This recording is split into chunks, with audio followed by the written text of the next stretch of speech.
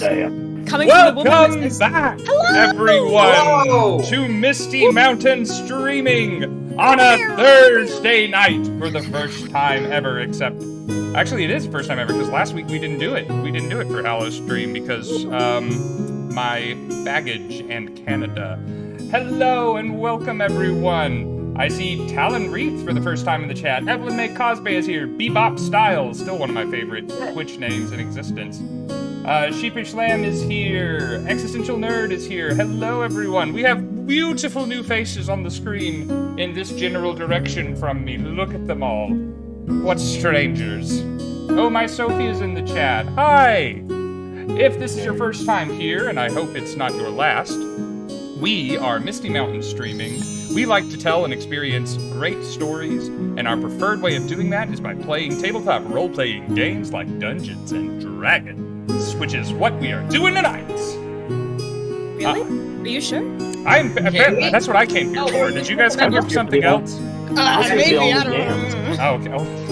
I decline to answer this question. Okay, well, I may have set... Today, right? May have set some false expectations there. I might have lured these players in under false pretenses, but you know what? We're gonna do some D&D anyway. Oh gosh, we are gonna introduce you guys, I guess now. We'll save for the character introductions for a little bit later. And I have many things to say, including addressing what my good buddy Harbinger Viking is doing in the chat right now. But let's get you guys introduced first, starting with the man with the cat. Hi, my name's Levi. This is Orion. He's going to be in the background somewhere all night.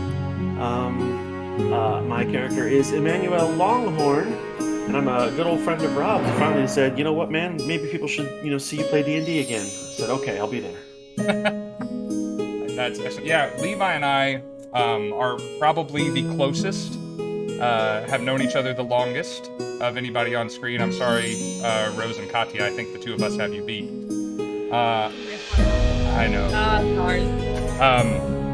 We have also been there through many trying and truly experiential years. And not even counting last week. Right. Levi is a voice actor. Do you want to talk a little bit about the projects you've been a part of and where people can find you on the internet? Sure. Let's see. Done some voice acting and some writing here and there.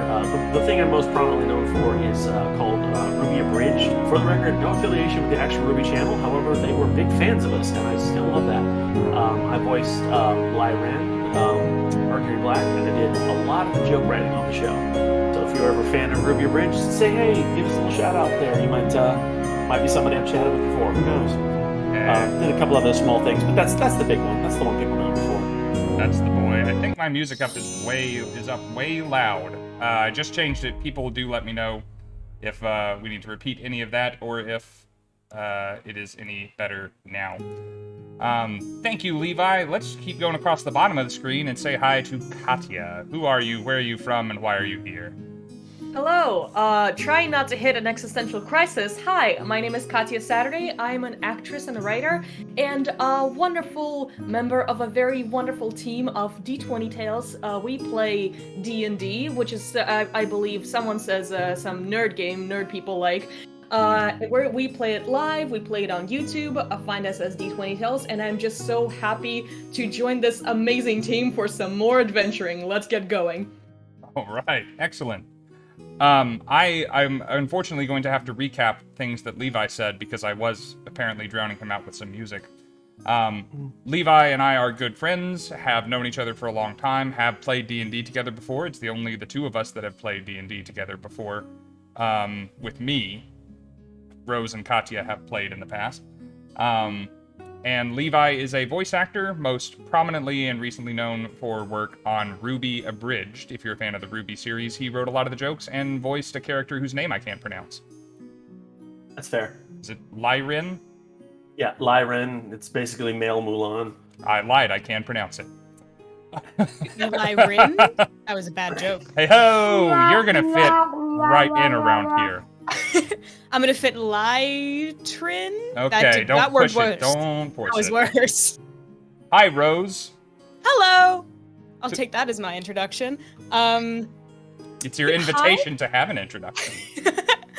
My name is Rose. If you did not hear it before, hello, just like the flower. I am a voice actor and miscellaneous nerd enthusiast. I do, in fact, know what Dungeons and Dragons is. I so apologize for lying and deceiving you all earlier. I definitely do know what Dungeons and Dragons is. And I actually play over on D20 Tales as well. I'm their lore keeper, and Katya's rooting down there. I'm incredibly enthused to be playing here on the Misty Mountain stream. So, yeah, I'll pass the mic. Wonderful. Let's move on to Sam. Sam, of the people on screen right now, you are probably the most possibly well-known of people in the community, if only by osmosis. I would think that would be you, Rob. Okay. Got him. Go ahead, Sam, sorry. Well, hi, I am Sam. I don't really have anything to pertain nerdy other than being a nerd. So... That's a good start. Yeah, this is going to be my first time. Rob asked to be my first, and I blushed and thought about it and texted him maybe later. And we're here now. Yep, my persistence paid off. The 2 a.m. texts of you up eventually It hit me hard. I couldn't disappoint him. Yeah, sex is great, but have you ever been on a Dungeons and Dragons actual play stream? That's what he lured me in with, and then the sex was but, you know, I got here. That's what matters, right? Yes, that's all that matters, and we don't need to talk about any of that other stuff. No, we'll get to that later. No one else was in the room where it happened. The room where it happened. Except for the Do not camera. run with Hamilton. I was genuinely singing You'll Be Back the other day as we were getting ready for our last D&D stream yesterday evening, and Rob, other Dungeon Master Rob with a beard on this channel, was the only person that could hear me, and he was very amused. Okay, so that's who they are. They have also created fictional characters. We'll be meeting them shortly. This is going to be a retelling of the Lost Mine of Phandelver D&D adventure. Many things are going to be recognizable if you've played through it before. If you've played through it before, or have run it before especially, and know how the thing was written, you will notice several things different, and that is intentionally so because I think this adventure needs a little bit of help, and we are here to give it that and show what can be done to a written adventure to make it more suitable for your table and for a new group of players. Even though none of these players are new to D&D, they are new to one another and new to this group, and some of them are new to streaming, so I am very appreciative of everyone welcoming them into our little community and to our little stream, and also continuing to be patient with me as I make goof-ups like having the music be too loud and whatnot. Announcements before we get started. A few things. First of all, thank you very much to Sheepish Lamb, who resubscribed just before the stream. If you've been around this channel for a while, you may notice this is not our normal overlay. This is an entirely new overlay. Everything on screen is brand spanking new for this adventure, and it was all made for us by Sheepish Lamb Art, one of our community members and artists. She is so cool. Nobody asked her to do it. She just did it, and we are going to be using it for the entirety of this campaign and probably after. Woo! And if you want something similar, or you like this style of art, or have seen some other stuff she's been posting in the Discord, she takes commissions, and that's how she supports her family. And you should totally hit her up in the Discord or here in chat about the cool stuff that she can create. She made a tarot deck of lots of us. I'm in a tarot deck now, and it's thanks to her. It's sitting over there, and I will show it off one of these days. They're really dope. They are super cool. Sophie's in it too, along with lots of other people. So thank you to Sheepish Lamb. Also thank you to Bud Marvelous and Foreign's Gnome. I'm going with that being Foreign's Gnome. I'm used to Gnome having a G in it. Thank you guys for joining our community. Also, thank you to Harbinger Viking for giving out 6 subs, to Oh My Sophie for gifting a sub to Bebop Styles, and to Salchi, who resubscribed for their 7th month, who is also sick right now. I'm sorry to hear that, friend. I hope you feel better as quickly as possible. Also, thank you to Forge Designs, who is on screen right now, for their follow. Appreciate you coming in and paying attention to what we're doing, friendo. Oopsie. We do have a subscription goal that we are marching through the month of November with. It is down at the bottom of the screen. We are starting towards 32, and we're already 9 there after Harbinger Viking, Salchi, and Sheepish and Oh My Sophie got a hold of it. Anyone want to guess why we're going for 32, such a strange number this month? There are 32 days in November.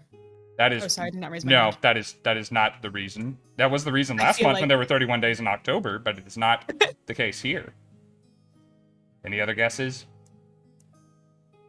It's fine. It's because I'm turning 32 this month.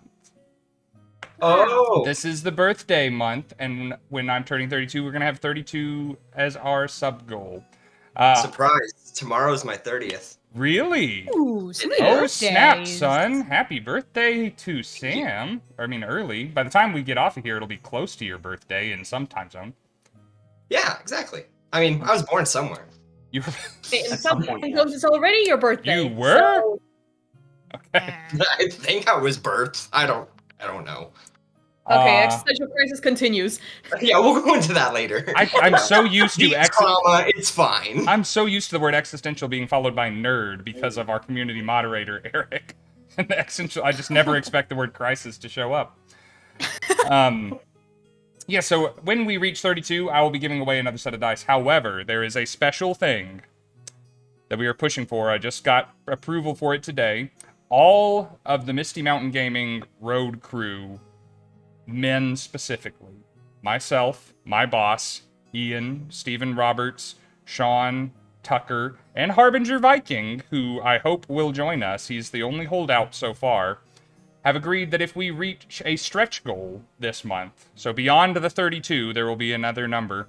If we reach that stretch goal during the month of November, we will all get on camera and eat surströmming. Does anyone know what surströmming is? It is a Viking delicacy that is fermented rotten fish. Sounds so good. Oh god. You had me until the end, and I was like, yeah. There are videos of people eating this stuff online, and apparently, the moment you open the can, the smell is sickening. And Tabs knows what it is. Sophie knows what it is. Guys, I am one of the people who is very willing to debase myself, humiliate myself, and put myself through varying amounts of pain for the entertainment of others because I find it humorous and seek validation from random strangers on the internet. And this would be a great way to put me through a once-in-a-lifetime experience, because I guarantee you it will be a once-in-a-lifetime experience, because I am not doing this twice. And you better be thinking while doing it. Yep.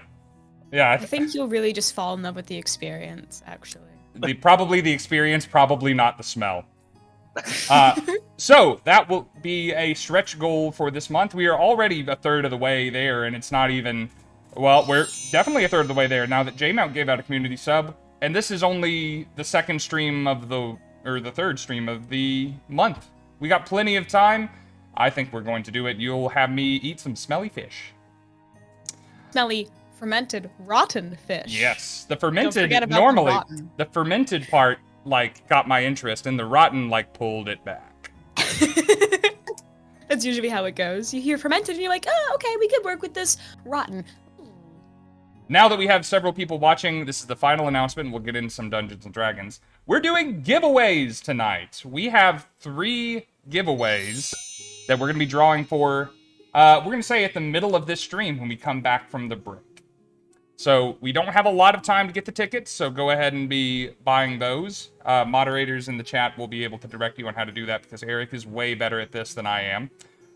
We are drawing for a set of hollow dice. I think you can hear them when I jingle them next to the microphone. I hope you can. We're also drawing for a leather rolling tray that I have personally engraved, as well as a mystery bag that has a class-themed bracelet, a class-themed pen, and a set of dice inside. 3 different drawings, one hot night coming right after the break. Woohoo. So be sure to be getting your tickets in the meantime. Now, These how many times can we put in for it? You can purchase 20 tickets. Tickets cost 10 apiece. There are different ways to get different amounts of tickets. Giving out subs and following and rating and hosting and doing like all those things, or just watching will earn you tickets. Here's which camera is the Twitch cam. Can you see? I dropped it. Yep. You got it. You got it. All the little It's skulls. on the game. It's made out of tiny skulls, guys. This is our October dice. I see your hand. There we go. Well, Skulls. I have Focus, 2 there you cameras. go. There's the one. So now the Discord people can see it. These things are awesome. They're my favorite set of metal dice that we carry. Metal hollow dice. So I decided this would be the giveaway. Good spooky choice. Thank you to Mudzai for giving out 5 more community subs. People really want me to eat stinky fish. That is Stinky good. Fish, Rob. The thing that's getting me is that my boss, 2 of my best friends in the world, and guys that I work with on the regular are going to have to endure this with me. They have signed up to go with me on camera, recorded for the internet and all time if we manage it. So that's the great part as far as I'm concerned. Good to know we're not best friends. Said 2 of my best friends.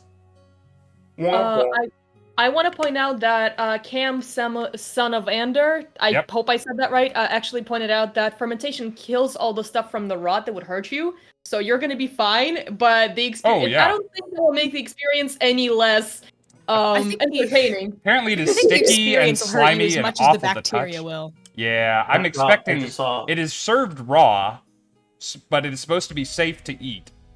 But I still think I'm going to have a hell of a time digesting it, so... Have fun. I'm looking forward to it. I feel like swallowing it's going to be the most fun.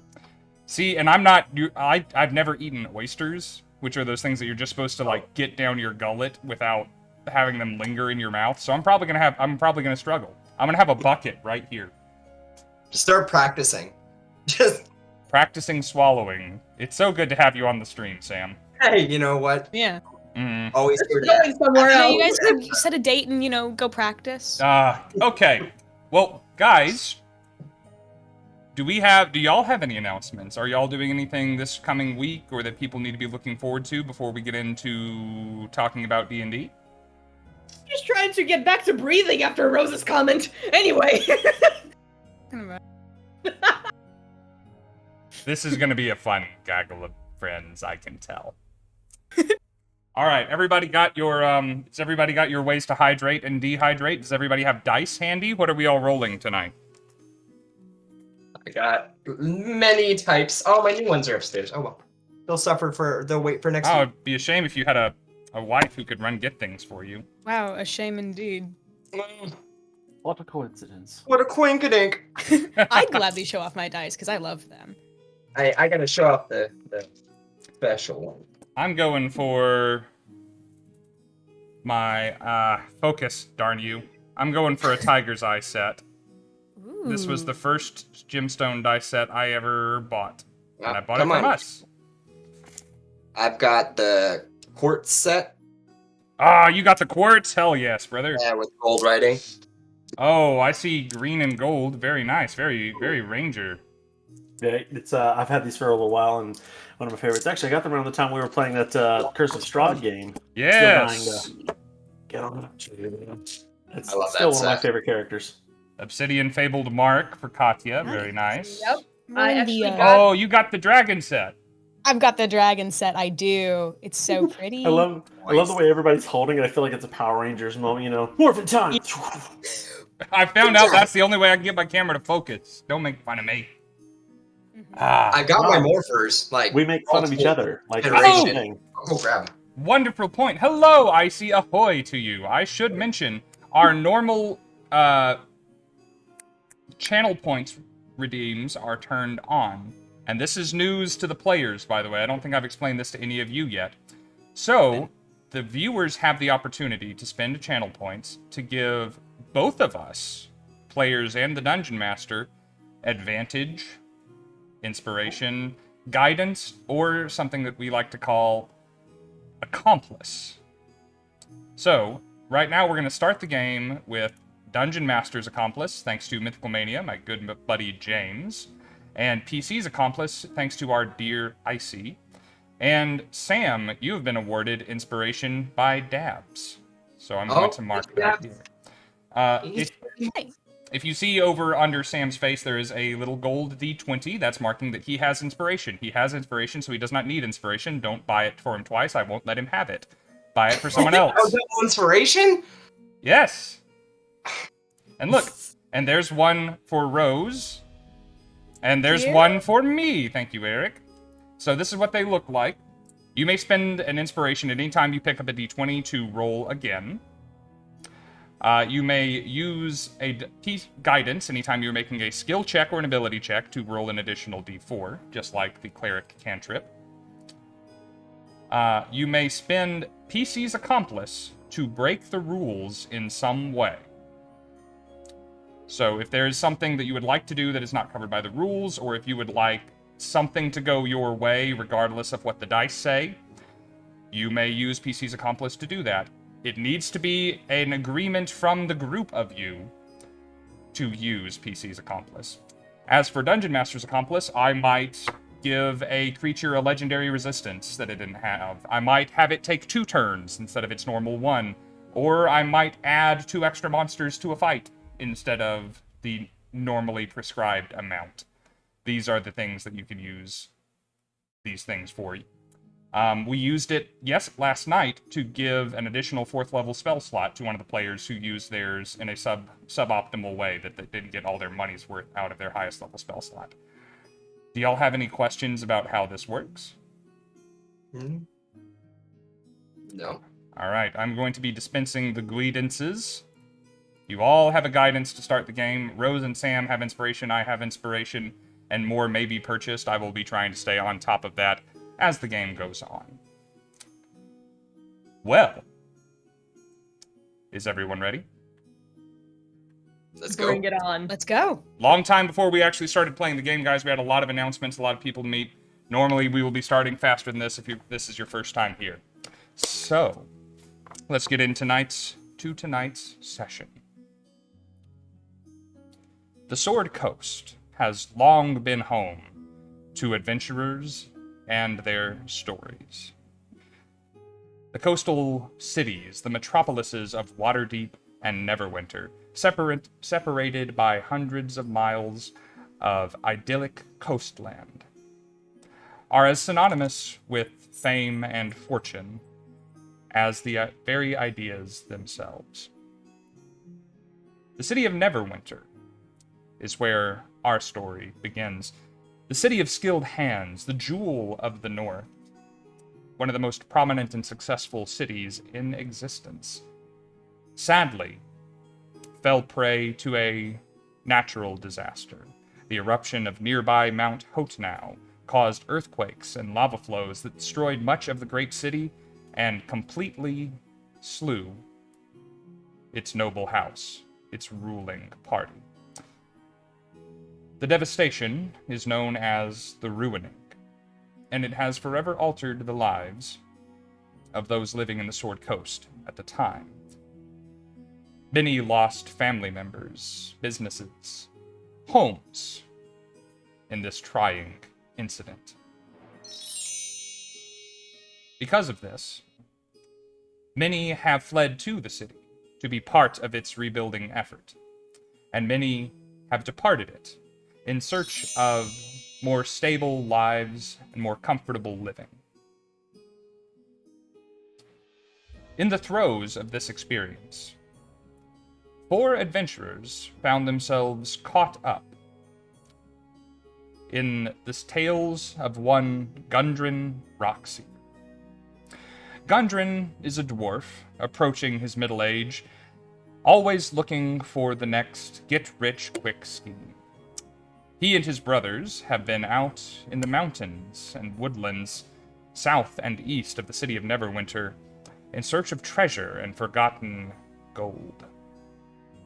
Believing that he's on the cusp of striking it rich, Gundren has spent several weeks in the city of Neverwinter seeking out like-minded individuals, or just people in search of a little coin, and smacking somewhat of delicious desperation, who would be willing to go out on a limb and risk their lives and their time in joining him in the adventure that he says is gonna be one to remember.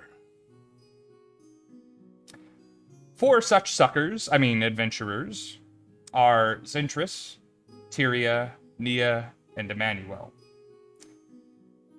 Gundren left you 2 days prior, at the edge of Neverwinter, with a cart loaded with hundreds of gold worth of provisions. Pickaxes, shovels, ropes, tents, bedrolls, rations, fresh water, and the like. On a cart pulled by 2 oxen, one named Acorn and the other Cinnamon, you have been traveling down the King's Road and making for the Tribor Trail. Gundren and his friend, Sildar Hallwinter, a retired adventurer of some renown, left ahead of you, saying that they had some last-minute details to take care of, and that all haste was needed in their departure, asking that you would meet them in the town. When you arrived, dropping off the cart at Barthen's Provisions, where you would be rewarded immediately with gold for your travel, and then to seek him out at the local inn. You've been traveling for these 2 days to reach the little outskirt town of Phandelver, an out-of-the-way hovel where very little has happened in recent years, though now perhaps a destination for those displaced by the ruining. On this journey, I would like to hear from Emannuel first. What have you been doing to pass the time? How have you amused yourself on this trip? And what might your fellow adventurers and onlookers have gathered about you in that time? Well, obviously we spent the night, and that is where we left off, right? Hmm. Okay. So obviously we spent the night, we went through our shifts. The following morning he gets up and he does a quick inventory check to make sure everything is where it was and where it should be, no animals snuck in. And he's been working on a minor bit of fletching in the meantime. No, it's not completed and it'll take a good bit longer, but he is just working on some very smooth, arrow-sized sticks just for extra backups to kill the time. Just whittling away. And for the benefit of those that have not met you yet, what does Emannuel look like? Emannuel is 6'5". He's a human guy, a little bit skinny, reddish-brown hair. Doesn't look like he could do much, but, doesn't look too not threatening either. I know we had a picture somewhere around there. Wears a, what you would consider like a peasant shirt and a little bit of a leather, padding on the shoulders there for basic combat fight. Not that he's trying to scrap with anybody at any point, but just, standard adventuring gear. He's a little bit high energy. He'll talk your ear off if given the chance, but he usually tries to keep to himself for the sake of not driving anyone crazy about anything, that he's interested in. I think it's about all that can be said for now. Seems like a pretty normal person. Excellent. And for the benefit of the chat, what class and race are you? Oh, yes, of course. He is human, and he is a ranger. Wonderful. Next to the towering 6'5" NBA basketball star that is Emannuel, we have Nia. Nia, what are you about this morning? And what do you look like? What class are you? What are the pertinent details that we need to know? So, Nia is an artificer fairy, and I feel like the 2 most prominent things is her endless, wavy, curly, ginger hair with some freckles, and the fact that she's only 8 inches tall. She is doing what she usually does anytime they have any sort of break from a journey, which is tinkering with her mechanical belt. That is her current flying mechanism. She always wears a cape around her shoulders, and anytime she has a chance to, she was always diving into her inventions of various kinds that she brought along with her. Some of them useful, some of them not so much, but she's hoping that they're useful. And she's just tinkering away. What are you working on at this moment? At this moment, she is working on her Wings 300 version 335, which is what she calls the belt. Sorry, Levi, did you ask something? I said, is that all? Is that yeah, just only a don't few. worry. You're gonna know so much more about this belt. If Iron Man was a fairy. Precisely. Just as arrogant. We'll need that arm cannon soon. Tyria, we are breaking camp at the moment from having slept in the woods, having watched the cart, hidden the provisions, and getting ready to finish our journey to Phandelver today. What do you look like? What class are you? What's something that the others might have learned about you on the trip thus far? What others might have learned about me. So just Go ahead. Was the question for me or for someone else? Because I thought I already mentioned her. I tried to ask that to Tyria. I hope I said Tyria. Oh, I did not hear I that. missed Sorry. that. You may have said it, I may have just missed it. Well, Tyria is probably out by, Tyria is out by Acorn and Cinnamon, and just brushing them That's down and two, getting baby. them ready and saddled up for the trip that they're about to take in the last leg of their little journey. And she's whispering, gentle, nice things while brushing them down and keeping stock of everybody else as they're walking around the campfire. She is a slightly above average height human with light brown / dirty blonde hair, incredibly unremarkable. And she's a very, I wouldn't say unremarkable, but aggressively average person. She has a very nice plain set of clothes underneath her mail that she's just got about halfway on, not really aggressively prepared for the day, but getting ready to get out and get going. She is a variant human paladin. So that's Tyria. Wonderful. And I've always wanted to homebrew some custom mail armor for D&D. One of them, which is electrified, and another set that is made out of snail shells, and then we would have email and snail mail. But I've never statted those out. I would love that, and I'm gonna make a request that you make that magic item before the end of this little mini series. I'll work on it. Maybe that's something that Katya's been that Nia's been tinkering with. The messenger class. All for that. Also, Dabs, thank you for the inspo. Oh, yep. Let me. Sorry. Put it on there. I Did not get it? kept on seeing them point to notes. I'm just like, thank you so much. We need it. We're gonna need it. I got him now. We're fully loaded going in. Ooh. Nothing wrong could ever happen, ever. No, Never. no. Absolutely not. Let's hear now from the final member of this excursion, Zentris. Well, Zentris, to start off, is an Aasimar monk. And so he's about average height, so about like 6 foot, like 5'11". So just wearing like average monk garbs, and he's just kind of picking up around camp, just cleaning up, making sure everything's kind of put together and not littering and leaving stuff all about. And then in his spare time, going to be meditating. Wonderful. Could you describe Zentris for us, for the benefit of those that haven't seen him yet? Like I said, he's about, like I said, the average Yeah, height. I got He's got white hair. He's got glowing, like almost white goldish eyes. And then he emanates heat, especially if he's like flustered or like any kind of high emotions, like just warmth emanates from him. So, our own personal heater? Yes. I wanted to say, do you mean that Zentris is hot? Just say it. But okay, anyway, what? Everyone snuggles up to Hot in all Zentris sense of the word. at the campfire.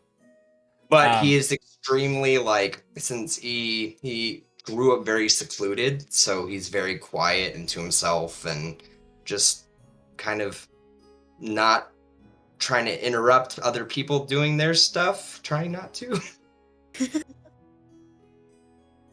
Sorry, I'm picking on you doubly because you always have to over-explain Asimar because they always got something weird about them, right? Oh yeah. We're always glowing somehow. All right. Well, I'm glad, by the way, Tyria, that you are tending to Acorn and Cinnamon. Both of them are ironically named, by the way. Acorn is head and shoulders one of the larger oxen that you have seen. And Cinnamon smells absolutely awful. Oh God. She's clean and everything. Yeah. Just a smelly guy. Just a stinky one. As you guys are breaking down camp, you were grateful to have slept in the thicket that you did. It did seem to rain last night, and you all have that smell of wet earth in the nostrils.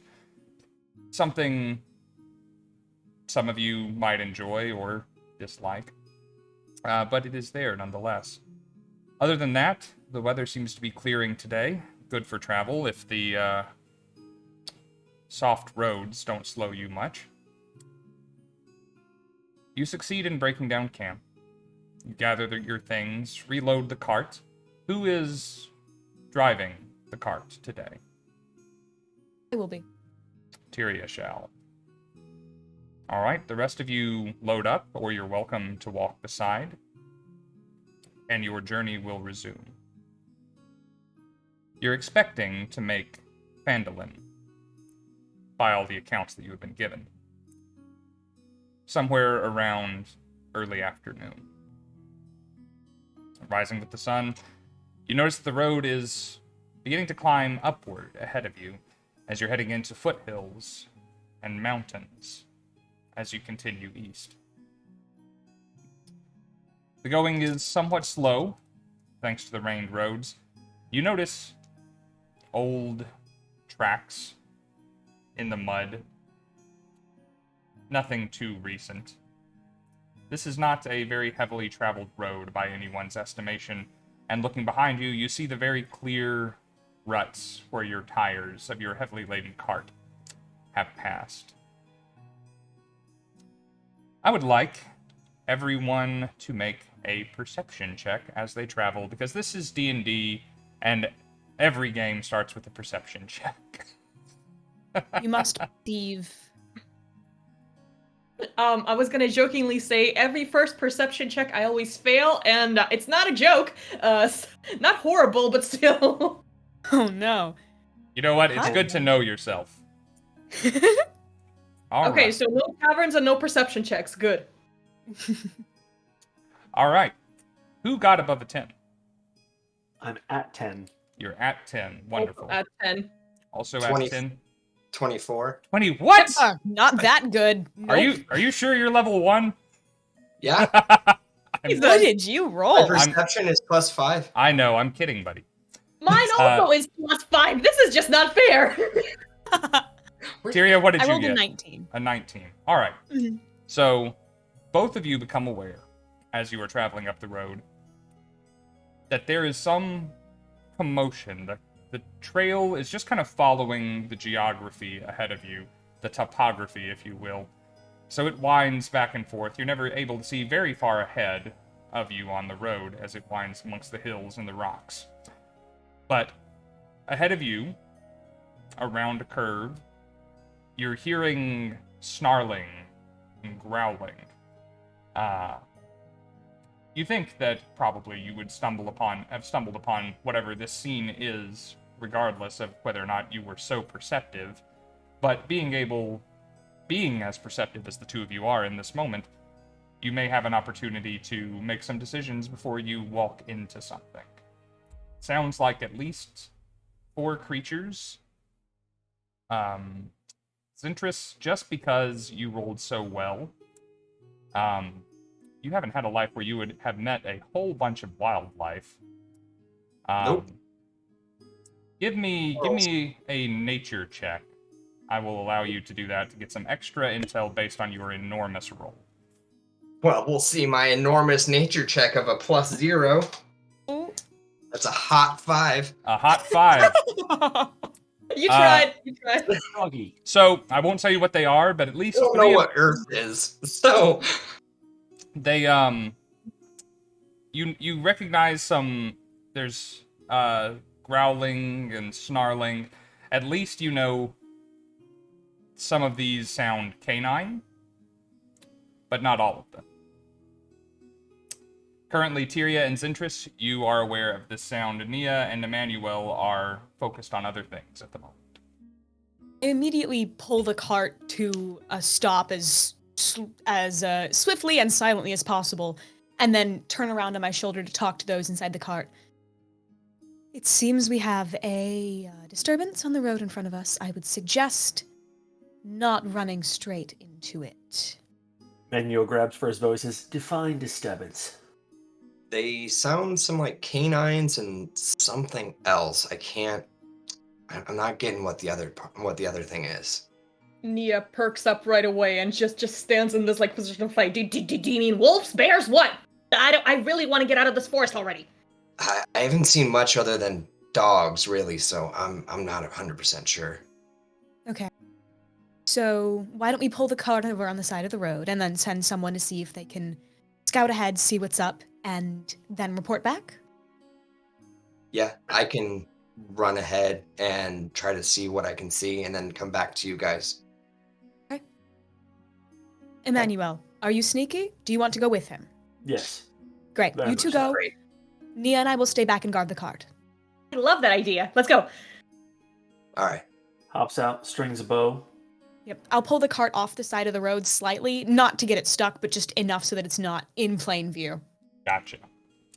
That all those sound like good ideas all.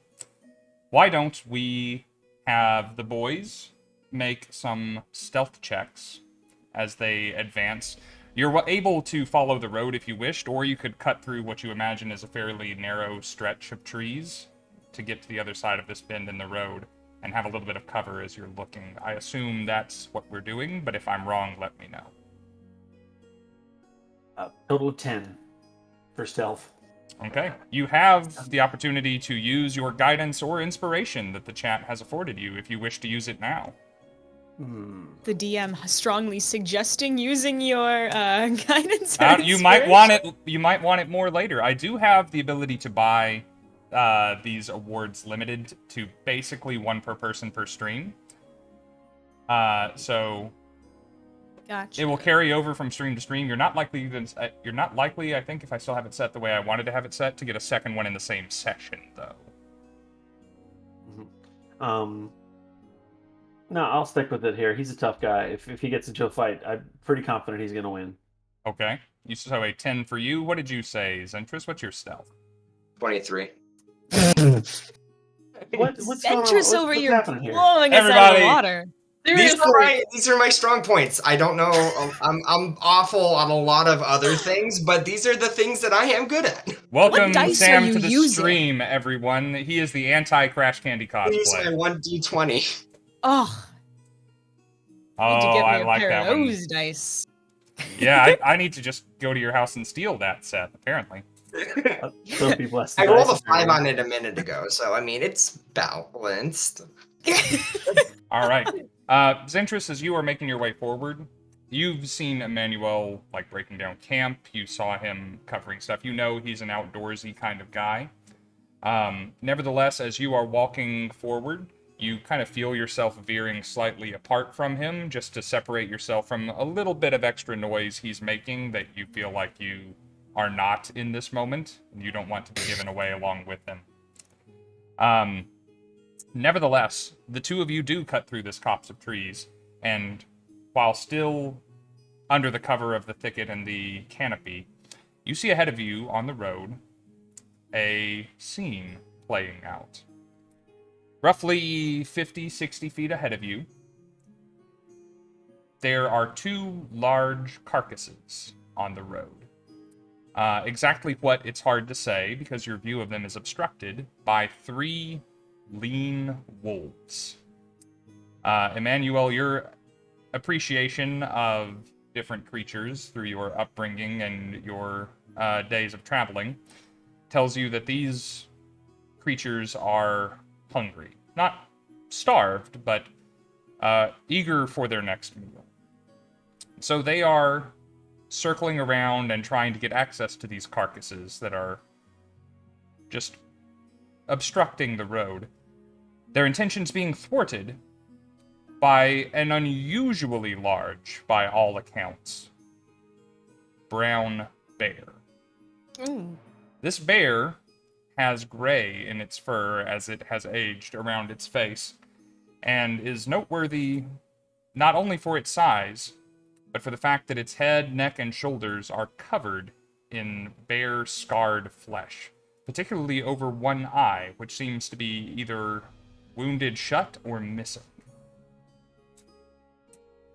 This creature has posted itself above the two carcasses, preventing the wolves from getting access to it, and they seem none too eager to confront this creature for their meal. But they haven't completely ruled it out, and are looking and seeking some kind of advantage on it. This is what's going on. Again, you're roughly 60 feet away. You are both as aware of this situation as I have described it to you. How would you like to proceed? Ooh. I Carefully. whisper over to you and just be like, do you want to move back and alert the rest of the group and try to make a decision forward? Because I don't think there's anything you and me can do right now. No, and it's tricky. Either way, that gigantic bear is a force on its own, and starving wolves are also quite dangerous. One at a time, we might stand a chance, but if we go up against them, I don't like the odds. I suggest we get a different route, as quickly as possible. Do you know the lands around here? I don't, unfortunately. I'm not from here, so maybe we ask the girls to see if they know the area, and maybe we can try to find an alternate path. Maybe we double back and stay the night and move forward the next day. It's anything that's safer than this. Well, I was also thinking of potentially leading them away. I'm quite quick. You guys could dodge off afterwards, and I can catch up with you as another option. But 4 versus 1 running. I didn't say I was going to fight them. No, I'm saying just run.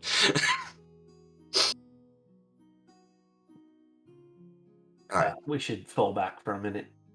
All right, let's go. Right. Right. So- You both retreat into the shade of the trees, move back several dozen feet, and emerge on the other side, back on the trail, back with your other two companions, the cart, your one stinky ox, and your one very large ox. As you come back, you hear Nia turn to Tyria and just go, 5 silver pieces say that they're gonna come out of there hightailing away from something dangerous, and we need to get out of here as fast as we can. See, I would take that bet, except I think that you're right, and I don't want to lose 5 silver pieces, darling. Fine. Oh, Nia's the gambling there sort. they go. You would get along very well with several people in my company. You see the fellows emerging from the tree line. So, news. bad news. Uh-huh. There's a bear and 3 wolves All of fighting them over very carcasses hungry. that are blocking the road. All 3 of them coexisting peacefully? No, No. not for very much longer, honestly. I don't think there'll be peace, other than the peace that comes after bloodshed. Basically, does anyone know the local area very well? Because I would suggest a different route if possible, otherwise we're going to have to do something else very clever and very fast. Do we know the local route? I've only been through this area like maybe I twice. think my character actually might be a little bit familiar with it, but I should roll for So, knowledge. really, based on your backstories, which I hope we get to explore further in the very near future, Tyria and Emannuel would be the only two that would have a shot at having traveled the Tribor Trail before. You are Sounds both about right. welcome to make your choice of a history or survival check to remember an alternate route. I don't think I'm good at either of those. You guys are our only hope. Come on. Survival it is. Hello, Robert Top. Yes, we are indeed on a Thursday stream. Take that, Critical Role. Yes, we'll win with that war, obviously. Mm-hmm. It's not by design that we started much earlier than their stream. What? No. All right, what did we get? Rose seemed excited. I did. I've been rolling so much better than I normally do. I'm knocking on wood. I rolled an 18. An 18. Ooh, Excellent. that is a good Okay. number. Emmanuel, how did we do? I have a 14. A So that's a 14. better number. All right. So what I will say, Emmanuel, you know for certain that there are a couple of other footpaths leading from here, continuing east, that you would feel safe enough traveling and that you know will eventually lead you towards your destination. Unfortunately, none of the routes that you know are large enough to accommodate the cart. But if you wished to stow it somewhere, then you could continue on as a group. Tyria, kind of the same answer. You know of many ways to progress. You're trying to think of what could be done with the cart, though.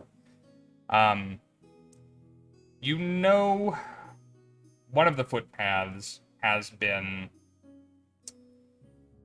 could possibly accommodate the cart. It's been widened in recent years for some extra traffic, mostly people trying to leave with their belongings. And there's been issues with rock slides and mudslides on the Tribor Trail and people trying to forge other ways around before it could be cleared. They would be slow going, they would be difficult, and... Did you roll history or survival? I rolled survival. Okay, then I won't tell you the other thing, because that would be a history Oh. thing. I will say, since they are less trafficked, they might not be as safe, but maybe anything is safer than 3 wolves and a bear. So that's up to you. That's What going to is a lion be or one a of your tiger? calls. Oh my. Oh my. Oh, my Sophie? Where? In the chat. She is Also, all 3 wolves and the bear. Somewhere behind Mega Sam, I droid. assume. Tyria will He's turn- not lying. Well, oh, Sophie's back. I don't think she ever left, to be honest. Oh, sorry, my bad. She just heard her No. name and she was summoned. Just appears. She did say she would be right back. I saw that too, and I was like, ah, maybe. Well, she's watching perpetually. Tell me who's watching. Anyway. Tyria will say, well, there is another footpath. It might be wide enough. That being said, I'm a little wary of traveling it, considering it may not be safe and the cart may get stuck. We could take our chances with the wolves and hope the bear doesn't attack us if it likes us or has something to distract it. Or we could try our luck with the other trail. That being said, it would be incredibly slow going, and I would hate to lose this very, very valuable equipment that we've been entrusted with. So, Yes. Nia, you seem to have something to say?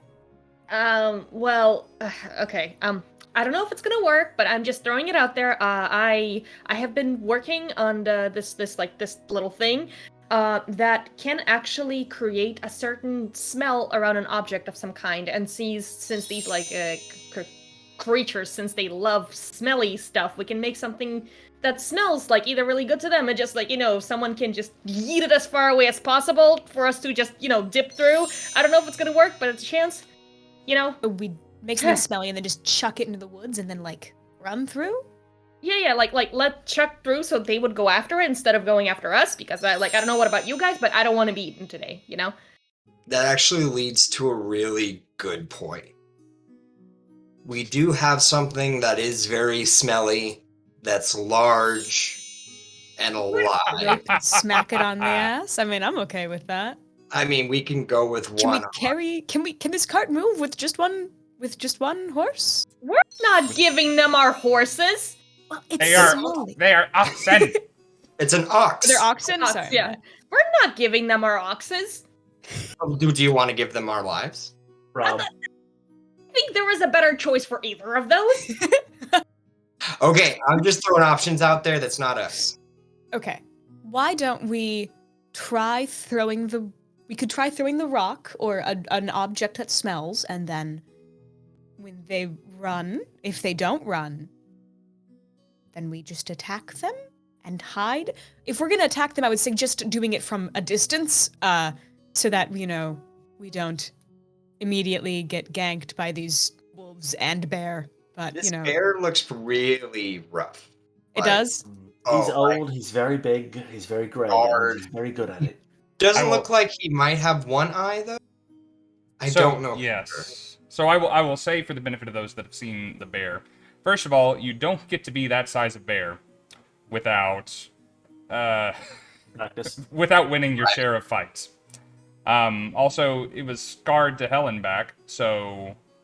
And those don't seem to be fresh wounds from the wolves. They seem to be, like, battle scars. Like, I have survived some shit.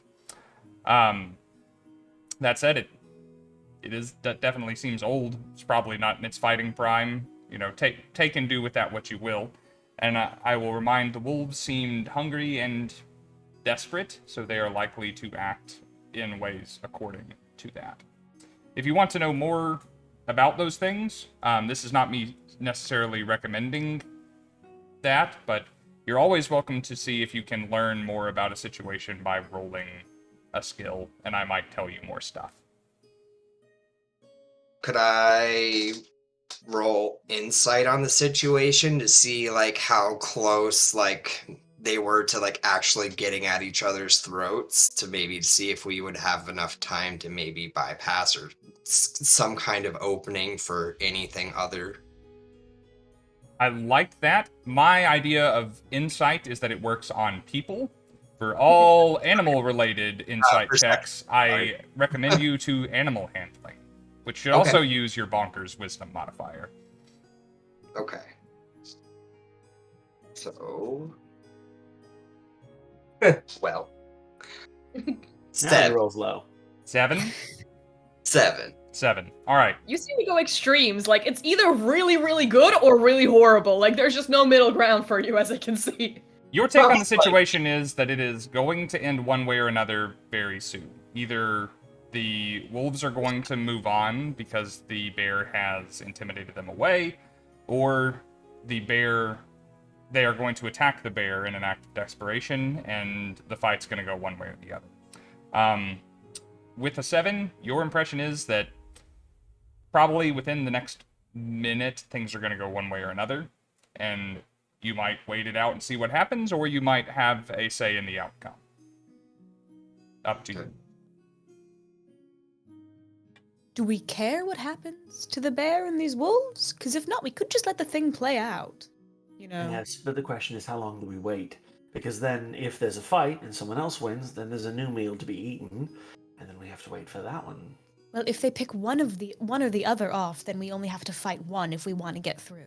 So That's a fair point. And a damaged enemy is better than 4 fresh enemies. You know, you could also, like, if a fight breaks out, just, pick them off from the outside while they're all distracted, maybe. Sorry, Nia? She's like standing as like the tiniest member of the group the whole time, trying to yell out, just like, okay, guys, you know what? Will we get out of this forest as fast as possible? So before we all make a decision that we regret, she waltzes over and picks up like a rock that she can find and like demonstrates it to everyone else. Shall I do the thing? Go for it. Better than what we got. Are we sure? Is the thing the smelly thing? How far can you throw that thing? Oh, Well, Now that's a good question. I'm not gonna throw it. Somebody else is gonna throw it. How far can any of us throw this thing? I'm mm, probably the strongest one out of us here. probably. Probably. I have an 18 in strength, I think. Oh, yes, definitely. Yeah, I'm a strong girl. Now, all of you, with your various perception scores, hear agitated activity. It sounds like there is a fight going on. up Well, the if they're road. gonna take care of it themselves, I don't think we really need to throw a rocket to anything, so... I just don't like when they fight. They're all just trying to get food, and this will distract them. Or maybe we can get some of our own food and give it to them. We're like almost there, basically. I think we should use this to go. This Yeah. would be the best time to leave. And Nia, second lesson about animals like wolves: if you can't convince them you're bigger, convince them something else tastes better. So now's probably the best time to disappear. Well, I don't really have a lot of animals that are bigger than that I'm bigger than, but thank you. Enough. All right, let's get out of here. Yeah. All right. So, are we going forward on the trail, backward down the trail, or leaving the trail for one of those footpaths? If Forward. they're gonna fight, I think it'd be best to just let them fight it out and then pick off whoever the survivor is. I think we instead should of- book past them while they're busy. Yeah, That that works depends for how me thick too. is the trail. Is there enough? Do you think there's enough space? Yes, yeah. Even if the Yeah. other animals weren't there, the unknown carcasses on the road, would be blocking the cart's passage. Cool. That's what I thought. So we do need to take care of this somehow. We do, okay. So let's just let them fight it out and then see what we do with the survivor. Discord Yeah. may clip this, but you all hear a "Ow!" Well, this would be fighting a bear then. Okay. That's one down. Bear is a lot better than 3 wolves, maybe. Now it's two You haven't wolves. seen the bear. 2 wolves, fair enough. That's fair. I have not seen this bear. Well, Um, let's go. Since our only Yeah, choice let's go. is to attack, let's go try to get a strategic point. Okay, we should prepare for a hopefully 3-on-1 fight. I think it's the best chance at this time. Yeah, let's try to get the stealth. And Wait. Probably have about 1 minute. Wait, I will 3 say- on 1. What do you mean 3? I will tell you this. 3. People can stealth. That cart and its oxen cannot stealth. If you I want cannot want to stealth. be sneaky, do it without the cart. If you well, I want was to- assuming we would keep the cart. back. Okay. Fair enough. So take care of the thing, go get the cart, bring it back. Yeah. Okay. All right. Yeah, that's I fine. mean, does Nia have support abilities? Because really, if That'd be great. If you did. if you can, if you can't, then just hang back. That'll be fine. Yes. Stay back and watch the oxen.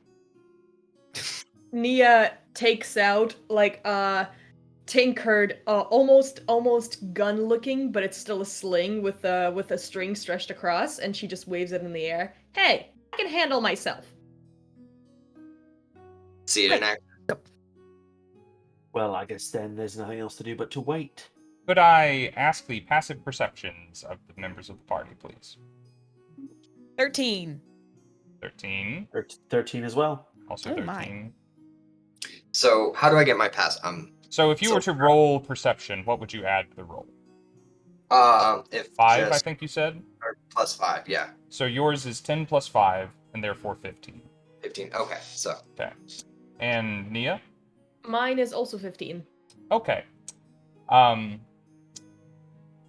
So what I'm going to say is the two of you are not surprised.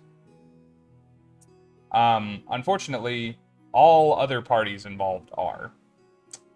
As 2 wolves come rushing through the brush, kind of stumbling into this part of the path where you all have the cart. The wolves are surprised to see you. They had other things on their mind. Emannuel and Tyria are surprised to see them, because wolves move quite stealthily through the undergrowth. Zentris and Nia, however, you were able to hear them coming with enough warning to be prepared to react. So, let's all roll initiative, shall we? Here we go. okay. So I will tell you the following. Tyria and Emannuel have the surprised condition. On the first round of combat, you can neither take an action nor move. You can use a free action, you can draw weapons, you can use a bonus action, but not until your second turn can you do anything else. Alright. With that said, one of my 2 wolves rolled very well, the other one rolled like I normally roll. How do you normally roll? Badly. All right, so my wolves initiative, I'll go ahead and tell you. One got a 21, and one got a 6. Okay. Did anyone beat a 21? No. Nope. Okay, close, honestly. 15 to 20. 19. 20. 20, 19. What did Nia get? 18. 18, okay. That was Emannuel with the 20. Zentris Oh, no, with, it was me with 19, sorry. Zentris with the 19, Nia with the 20. And then what did Tyria get? No, the other one. Nia is 18. Yep, I got you. Yeah. And then what did Tyria get? 12. 12. All right. So, the first person to get to act is the wolf, but the wolf is surprised, so he doesn't get to do anything. So, Emannuel, you are surprised. You don't have an action or a move. What would you like to do? I don't have an action or move. No, because you were surprised by the wolf coming in, just like the wolf didn't get an Yeah, action. right. He doesn't have bonus actions or weapons to draw, so he just burns a turn. Well, I had a bow in my hand already. You did. Because what we were I was strung and drawn. So I guess at that point, I'll raise to him and can I say anything to the wolf? You can. Yes, well, you know what and how, and I tell him turn back now. Okay. Let's see. Based on your... Let me double check your thing here. I believe I have the crossover for that. You very well might. The thrilling Dungeons & Dragons experience where the Dungeon Master checks a rule. You know, I do that You a don't lot. get... You get the... This isn't D20 Tales, guys. You get all the guts and gore of playing D&D. All the behind-the-curtain stuff. Alright, let's see. Your feature would allow you to... Alright, you say that. Would you make an intimidation check at... Well, let's call it an animal handling check for you. And we're going to do well. Let me modify my sentence once. I'll say turn back now or be a pelt tomorrow. There we go. Oh, Okay. Okay, damn. Aggressive. Let's see. I have 14. 14, alright. And then pick 1 or 2 for me. Just number 1 or number 2. 2. Ooh. 2, alright. That wolf will be figuring your warning into its next act. Alright, Zentris, you actually have the opportunity to do something, if you wish. I do. So I will attack. Okay. You are going to rush to one of the wolves. Just pick 1 or 2 for me. 2. Okay. You can easily reach it with your movement speed, and you have closed the gap. You are in melee with it. I assume you want to be in melee, or are you making a ranged attack? Yes, melee, please. All right. You got a weapon, or you just go in fisticuffs with it? I'm gonna just fisticuffs it. Marquis of Queensberry rules. Let's go. Punch the wolf. But All you right. do not actually In the because face. animals. Now remember, Okay, as a monk, you get 2 attacks even from first level, don't you? Or do you have to wait till level 2 for that? Oh, level 2, I think. Yeah, because it's just 1 strike right now. Okay. Go ahead and make your attack roll. So Yes, you are correct. I don't have a lot of monks in my games, guys.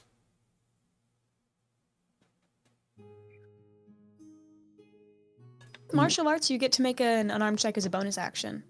That's a first level thing. Let's double check. Yes, Positive. there you go. Martial arts, dex. As a bonus action, extra attack. Yes, you don't have the key points to do the flurry of blows yet, but you can do the bonus action strike. Cool. okay. So I got 4. 4 is your to hit. Yeah. Oh no, sorry, not to my hit. Sorry. Oh. Oh my god, that is what I got. Ah, well, Oh, a come on. a 4 is not. You remember the scene in Princess Bride? You use different moves when you're fighting half a dozen people. Well, you use different moves when you're fighting a wolf than when you were training in the monastery. Do you Oh, wish? no. Do you wish to use your inspiration Yes, to? actually, You're gonna try that. All right, I'm gonna mark it off. I believe in your dice. They've been going so well so far. 11. 11 Yes. does not quite hit a wolf. Luckily, you're a monk. You're the only member of the party right now that gets 2 attacks on their turn. If you want to try again. I would please, because I want to do something. Yes, do it. Look, everyone else is doing nothing right now because they were We're all surprised. getting boring and lame. Oh no. 4. 4? Oh, All right. again. You guys see Zentris kind of tuck into a stance, dash with lightning speed over to one of these wolves, and just throw a couple of very well-formed attacks in its direction. The wolf, startled though it was by meeting people on this path, manages to leap back and away from the punch and the kick that came at it. Unfortunately, Zentris, you did not deal damage this round. Nope. But you're just starting on an even playing field with the rest of them now. Here for another day. I will go ahead before we move on to the next turn of the initiative because so much has happened in the chat recently. Thank you to Grimforge, to good old Leo Yeager, to Bebop Styles, and to Leo Yeager again, who are giving out community subs and racing us towards the dice giveaway at the bottom of the screen. By the time all of this sorts out, we may already clear it, and we may be halfway already to me eating fermented fish. I'll have to wait to see how it all shakes out. Thank you guys so much for supporting this channel and for investing in my misery. I love you all. All right, I think that is action, bonus action, and move for one Mr. Zentris. So we're going to move on to Nia. Nia, you were not surprised, so you have the opportunity to act. Watch her just blast us all. No. Yes, I attack the cart. Yep, totally. No, question, how far away are the wolves from me? Oh. They are each within 20 feet. Okay, perfect. Since Nia already took out her sling, the moment they showed up, she right away just aimed it and took a shot at whichever one up to the DM. It could be the one right next to Zentris. I hope I don't roll low and hit Zentris instead. But we shall find out. You're all right. If you are able to hit, so all you have to do is pick 1 or 2. Zentris picked wolf number 2. Emannuel picked wolf number 2. You're welcome to pick wolf number 1 or wolf number 2. With number 1. Number 1. All right. Loading the sling. Oh shit. Okay. Does a dirty 20 hit? Very nice. Yes, it does. Great. So let me just roll some damage onto that. That minimum damage, two points of piercing. Is it piercing? No, 2 points of bludgeoning damage. As Nia aims with her hands shaking, she goes, "Nope, nope, nope. I don't like animals." Is that adding your dex mod? Yes. Okay, 2 Wait, points. No. This is the sling is based as something else. So, no, it is adding my dex mod. Sorry. What's your dex mod? +1. Gotcha. So you rolled a 1 on the d4? Yes, and I rolled a 1 on the d4. Shame. Okay. Well, you know what? That's not nothing. The wolf was unhurt, and now it is hurt. But it won't surprise you to hear that it could be a lot more hurt than it is. Oh, we're in I believe that. Were these But you know wolves, what? aggressive to us, or were they just trying to run away? Because if No, Because of- since we are rolling initiative, they have sprung out of the woods. They're running from something else, but they will happily accept you as an alternative source of sustenance. They are Great. hungry bitches. Yes, indeed. All right, so that is our first damage on the board for the combat. Well done. Firing from the hip with a sling. That will bring us to Tyria. Tyria, you unfortunately are also surprised. You have the opportunity to prepare for battle, but not act so much. How would you like to? I'll take out my longsword. Mm-hmm. And that is all I can do. I have no bonus actions. Wonderful. So, all right, I'm assuming shall- that you travel with your shield equipped, unless... Yes, I do. Good, okay. Yeah. So I've got my shield on one arm, longsword on the other. I'm a battle-ready bitch. Yes, Just wonderful. not quite battle-ready enough to actually do something about it. But next turn, turn, these wolves are going to see what's coming for them. Just like The second wolf also is surprised and doesn't have an opportunity to do anything. This was the one that was threatened and accosted by Zentris and harried by him, but does not have an opportunity to respond in any way. That will bring us to the top of the initiative order to the now wounded wolf, with a Somewhat wounded. with a welt growing on its snout. It is going to note. I'm personally assuming, correct me if I'm wrong, Nia and Tyria are probably still on the cart since they were guarding the cart. Zentris and Emannuel are off the cart because they went and scouted, making them... We're standing right next to the cart. Okay. Making them more ideal targets. So I'm just going to try and be as fair as I can about it. 1 and 2 is Zentris, 3 and 4 is Tyria, 5 and 6 is Emannuel. Cool. And they want Zentris, Had this that first feeling. one. So he's going to come at you, my friend. Alrighty. Alright. Let's start with a mighty 9 to hit. Does not hit. I had a feeling. So the wolf lunges at you, snarling, and taking a tip from the wolf that just evaded all of your blows, you take a neat step backward and avoid the snapping jaws. Now there are 2 wolves in melee with you. Okay. But you are as yet unharmed, as it goes to Emannuel's turn, and indeed, we have already passed our sub-goal. What?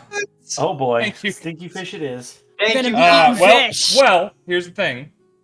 The first sub-goal is for my giveaway, because it's my birthday, and I'm going to be giving presents at the end of the month. I want to give a present if we made it to 32 subs. So I will be giving away another set of hollow dice that I have behind me. I'll show them off at the break. I'm going to go during the break and up the sub-goal to the stinky fish value, which I will go ahead and tell you we're already halfway to. Oh my goodness. Hell yeah. Nice. It's going to be 64. It was going to be another 32. So we're 3 days into November and halfway to stinky fish. Well done, Just- everyone. Throwing it. Whew. Well, Stinky thank fish you guys time. so much for supporting. I love this community. Fuck. Okay, Emannuel, it is your turn. Did the wolf seem to listen to anything I said? It has, since it was similarly surprised, it has not had the opportunity to act upon it. You know that it is intimidated by you in particular. Whether or not it's going to give up on getting a meal out of this, you're not sure. Can I sense intent? You could roll animal handling. All right. That is a 14 plus 3, so 17. You believe that if it feels safe, it will probably run. Right now, it would be provoking an opportunity attack from Zentris to be able to leave, so it does not feel safe. Okay, so action it is. I finish pulling back my bow entirely, and I go for an attack. Okay, attacking the same wolf or the other one? Same one. I'm already Okay. pointed at him. That is an 18. Do I add a Absolutely modifier? hits. Add a modifier or anything? Yes, you would add your to hit bonus. It would be your proficiency plus your dexterity, so 2 plus, I assume, 3. Oh, yeah, 2. Okay, so you would be adding 4 to your roll. So that's 22. Yeah, you need a 13, so I think that hits. You're fine. That's how it's done, Sam. Well, I realized I did my hits wrong, so it's fine. You did. Oh. I forgot to add my bonuses. With a 4, though, I'm not sure it would have helped you much. Not the 4, Probably not. That's not gonna help. 14 probably Good would to have. know, though. So it didn't change anything, but it is good to know now. Yeah, the 14 may have hit. The 14 would have hit though. The 14 would have, if you got a 14. Yeah, we'll figure that in when your turn comes around again. No, I'm not worried about it. I'm just happy I know how to do math now. You My mother would be receive proud if math I did. award. Yeah. You must be an American. All right, Oh, you have Do you hit, know? Emannuel. Would you like to roll some damage for me? May as well. Short bow, Yes. d6 plus 2.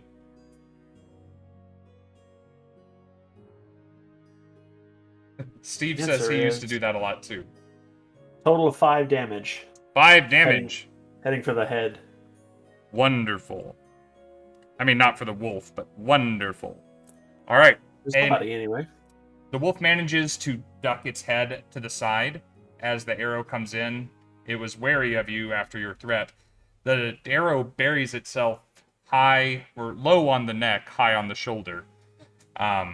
It yelps in pain and takes a limping step back, favoring its front left paw, but is still up and still seems angry and scared. What else for you, Emannuel? See, do I get a second attack or anything here? I forget. Level 1, I don't believe so for a ranger. I don't think so either. Well, then I guess I'll give kind of an empty action. I'll whisper to him again. It's like last chance. Understood. All right, that will move us to Zentris. Zentris, you have an embarrassment of wolves around you. You're in a target-rich environment. Both of them are wounded, one more so than the other. But he can do math now. Congrats. He is the master. Through the power of arithmetic. How many is this? 4. Yeah, he's Nice. counting this one. So really, I mean... See? Okay. I will attack. Yes. So we have wounded wolf number 1 and more wounded wolf number 2. Your choice. I will do less wounded wolf 1. Cool. Because wolf 2 embarrassed me. I gotta try to, like... Yeah, it's really, we know to respect wolf number 2. It is the... Yeah, he's, yeah. That's the Okay. badass. Okay, so if I actually add my stuff... so that's an 11. An 11 is insufficient, I'm afraid. The magic number is 13, but you get a second attack. I do, so I will roll again. You're the only one in the party with multi-attack, baby. 15. Fine. Yes! There we go. My 15 second power does worked. it. You Finally. guys see me summoning it there? Yep, I felt your energy. So a total of 5 damage. 5 damage. I've got it marked down. You give a preemptive jab down towards this wolf's head. It ducks out of the way, and as it's looking up, it's starting to open its mouth to try and take a bite at that hand that you have just offered it, and the other fist comes swinging down from a blind spot above its skull and comes cracking down on the cranium. Its head actually bounces briefly off the ground before it looks up to you with anger and a newfound fear in its eyes. That wolf is bloodied. So, and as just as final thing, I can say, I know how to count now, and then back off just a little bit. Like I would say maybe just like 10 feet, so I'm not in the middle of both of them, and then that'll be it. That is a good call. I will warn you. If you would like to step away from these wolves, they will both try and nip at your butt cheeks as you move away. You are welcome to still make that decision, and I will roll some dice, or you can modify that decision based with that intel. No, I'll stay. You'll stay. Okay. Yeah. I would have loved 2 extra attacks. I know you On would, those and that's why I almost gave it to you, but I was just succulent like, buttocks. Bet you would, DM. Bet you would. at that high right now, I don't really want to attempt it. That's fair. When we move to a battle map on in the future, these things will be more evident. But I just wanted to remind, since we have nothing to look at the moment. Right. So that is Zentris' turn, and we are back to Nia. So Nia is gonna look around and then just smack herself in the head, just be like, "Damn it, the crossbow!" And I'm gonna move 10 feet back, since you said we're like about 20. Actually, I'm gonna move 20 feet back, like just fly over, just to give it like a good 40 distance. And then she takes out her crossbow, and I'm gonna aim, and 16. Would 16 hit? 16 will hit. Would you like to describe how you fly? Because you do not fly like other fairies. Oh my god, yes, I do not. The same belt that I've mentioned before, Wings version 336, is currently worn around her hips. And you can see a little bit of fairy dust coming out of the belt as she flies through the air. And as she's moving away, she turns around, still like flying backwards, and starts to aim at the wolf. And I'm gonna say that's wolf number 1 still, because... Wolf number 1. He is now the most wounded wolf. Okay, that would make it a 4 piercing damage, which is better than before. 4 piercing damage. It had 4 hit points remaining. So how do you slay this first wolf? Wait, what? Okay. Basically, he's saying, how do you want to do Take this? him out. First Okay. kill. So Nia, as she's flying backwards, she just takes the aim, holds her breath for a moment, and the arrow goes straight through his right eye. Wonderful. Ow. All right, now 2 wolves have an arrow in them, or should I say 1 wolf and 1 wolf pelt to be, as that wolf staggers 2 steps to the left, kind of on shaky legs, and then falls at Zentris' feet. Did I just do that? Yeah. She's like all excited. Emmanuel looks to her and says, well, aren't you just full of surprises? Nice job there, darling. 1 down, 1 to go. Tyria, you have the opportunity to act! I can take an action. I'm going to move up to this wolf and not because I can't. Well, if you would allow me, I'm going to try and impose myself between Zentris and this wolf, and try and kind of take any fire that this wolf is about to throw on their next turn, and then attack the wolf. Okay. You will join Zentris in melee with it and be as an appealing a target as you can make yourself. That is what I am attempting to do, yes. Be a very appealing target. And then my attack is going to be a 15 to hit. 15 hits. Great, that'll be Let's- 7 damage. What are you the attacking wolfy wolf. with? Have we heard what weapon you're using? My I longsword. did- Longsword. Just like, Wonderful. well, Sorry. Paladins, martial weapons, all kinds Yeah. of variety there. Okay, Marshall, good old just longsword. longsword. Tell me that. So that'll be sweet 7 damage. 7 damage. It had 6, so you are ending this encounter. Delightful. Nice. As I move in front of Zentris, I'll just kind of look over my shoulder, give him a wink, and say, "Watch out!" And then take my long sword and stab it straight through its neck into the ground. Wonderful. Your sword going in right next to the arrow that's embedded in its shoulder, and pinning this thing to the soft earth. As a little pool of crimson blood pools at your boots. The encounter is over. Well done. Okay. I'll look back and I'll say thank you. I was a quick snack for you. Nia from all the way 40 feet away just goes, "Hey, is it over?" Yeah, you're good, love. Come and join us. Well, consider this a small reprieve. We have part 2 to deal with in a minute. Part of what now? Could I, in this hesitation, just run forward and go see if the bear is still there? Oh shit. You absolutely Run is may. a good technique. Do you want to go through the woods or follow the trail? Go through the woods. All right. I will tell you exactly what you see after we come back from a short break. I think it is bathroom break, refill the drinks time for the people in the chat to watch a cool reel of art and cosplays made by the community of characters from D&D streams on this channel. It's pretty awesome. If you haven't seen it before, it's pretty awesome. If you have seen it before, enjoy the music. Not much has changed except for the music in recent days. But we've almost got enough for me to revamp it again. And now we have 4 more characters rife for possibilities of art and dress up. So we'll also be doing our drawing when we come back. So we're going to take, let's call it a 6-7 minute break. We'll try and come back at about the 40 mark for the hour. So if you have any unspent tickets, now is the time to buy. We'll do the drawings. We'll continue with this adventure afterward. Anything from the group before I click the button? Yeah, I just want to see some art of Zentris in like a Schoolhouse Rock special learning to count. Yes, please. Just sitting at a desk, just gonna go God, 3, that's perfect. the That's the magic one. number. We had learning to count jokes yesterday with Sawyer as well. All right, guys.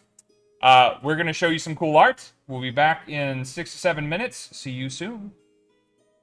Bye-bye. see ya.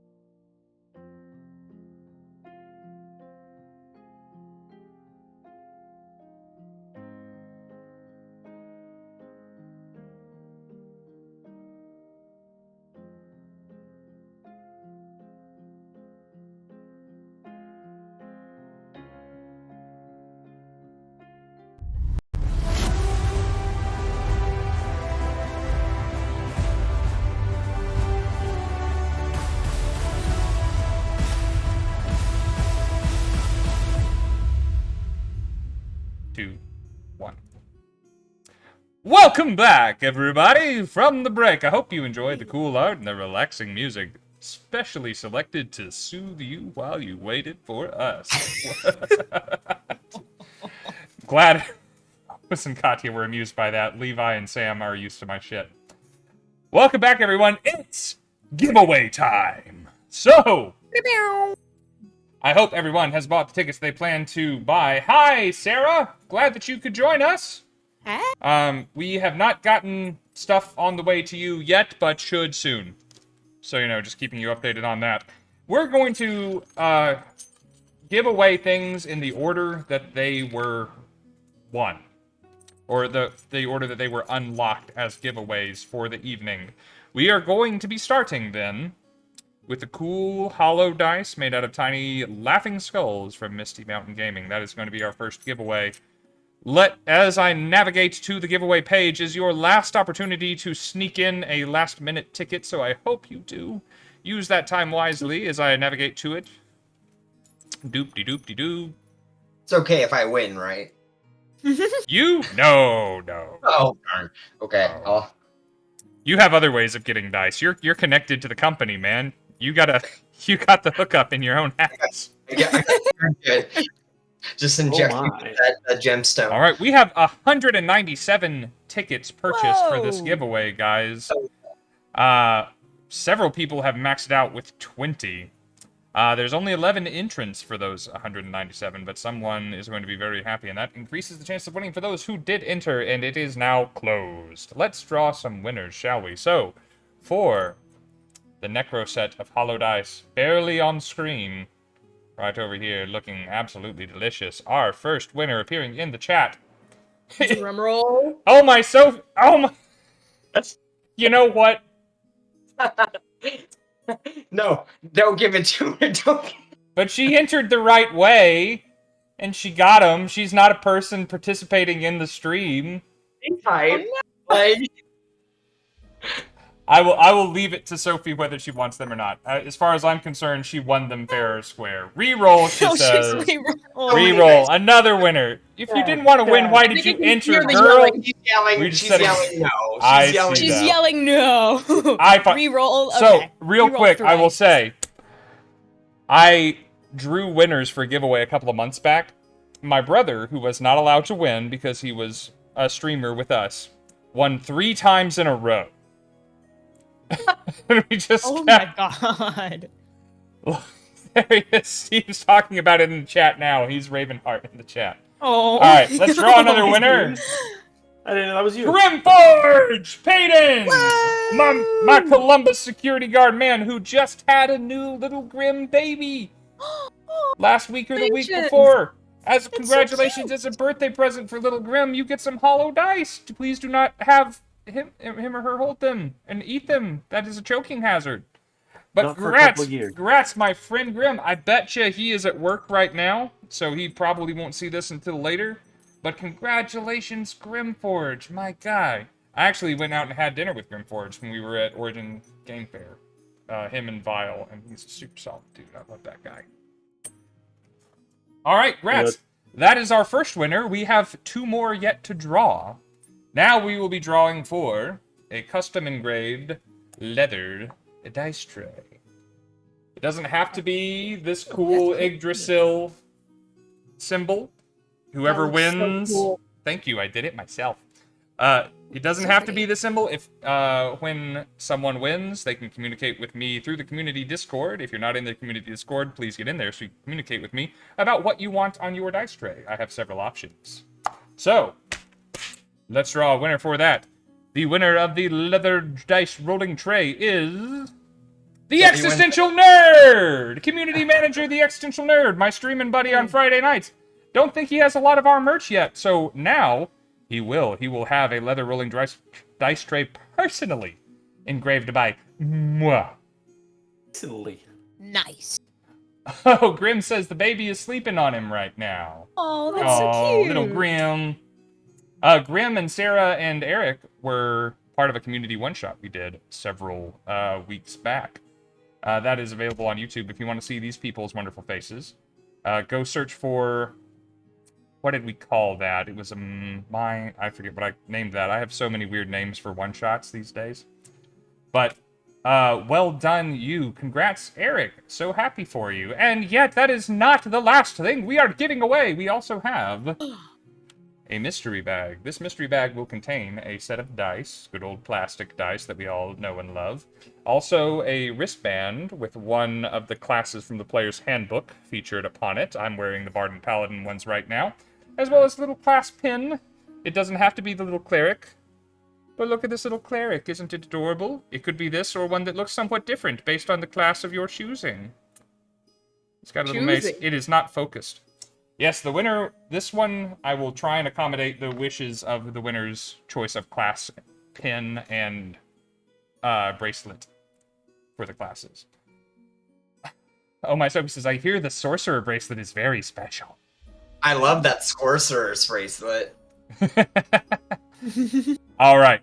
3, 2, 1. Final winner coming up is Icy! Guys, Icy is one of our darling members of our community. Icy has drawn so many things that were in the art reel that most of you just watched. Constantly drawing little moments from our campaigns. She has cosplayed people from our campaigns. One of the younger members of our stream and for being one of the younger members, she is pretty OG in this community. She has been here about as long as we have been here, and is very much beloved by the Monday Night Ladies, who are also most of the Wednesday Night Ladies, and she's come and seen us at conventions. So, Icy, hit me up in the Discord after the stream is over, and let me know about your favorite classes, and I'll see what I can do. All right. Giveaways over. I'm going to make quick note of who won what, and then we will move on with some Dungeons and Dragons. I see Oh, we're wins. a different game now, huh? Hmm? All I learned was that Sam hacked the results and cheated. Try to get something for the missus, man. I respect it. I respect If it. you read the comments, Trying to it's get all those packed Christmas for. presents cheap. You gotta do what you gotta do. It's true. And I Eric, see you also have a bougie wife. betray. All right. We run by fur coat, no knickers, Gosh darn it. All right, guys. It's that time. Ready to play some more D&D? Do it. I'm just All here for the right. giveaway, Neo. Zentris has sprinted away from the rest of the group, from the cart, and from the corpses of the 2 wolves that you have just slain in self-defense, moving to see what is ahead of you on the path that the cart can safely take. As you go through the woods, you arrive on a similar scene to what you saw before. The path narrows as it makes its way between 2 hills, and across the path are 2 large bodies of 2 large animals. Straddling, still, those 2 corpses, is that mutilated cave bear. And it has in front of it the corpse of one of the 3 wolves you saw earlier that is beginning to lazily munch at. Okay. Well, I will turn around and swiftly and quietly go back Okay. and inform everybody else. As you are informing them, I will quickly answer Junebug's question, because I forgot to mention that. Since we passed our first sub-goal for another Hollow Dice giveaway so quickly, now the new sub-goal on screen is for the rotting fermented fish surströmming for me and the other Misty Mountain men to eat for Christmas time. It is a Viking holiday delicacy, and by Christmas time, we will all get on camera and eat this together if we hit the sub-goal this time, and future stretch goals will be more bites I have to take. So, if we pass 64 and we keep going, I might have to lick the bowl.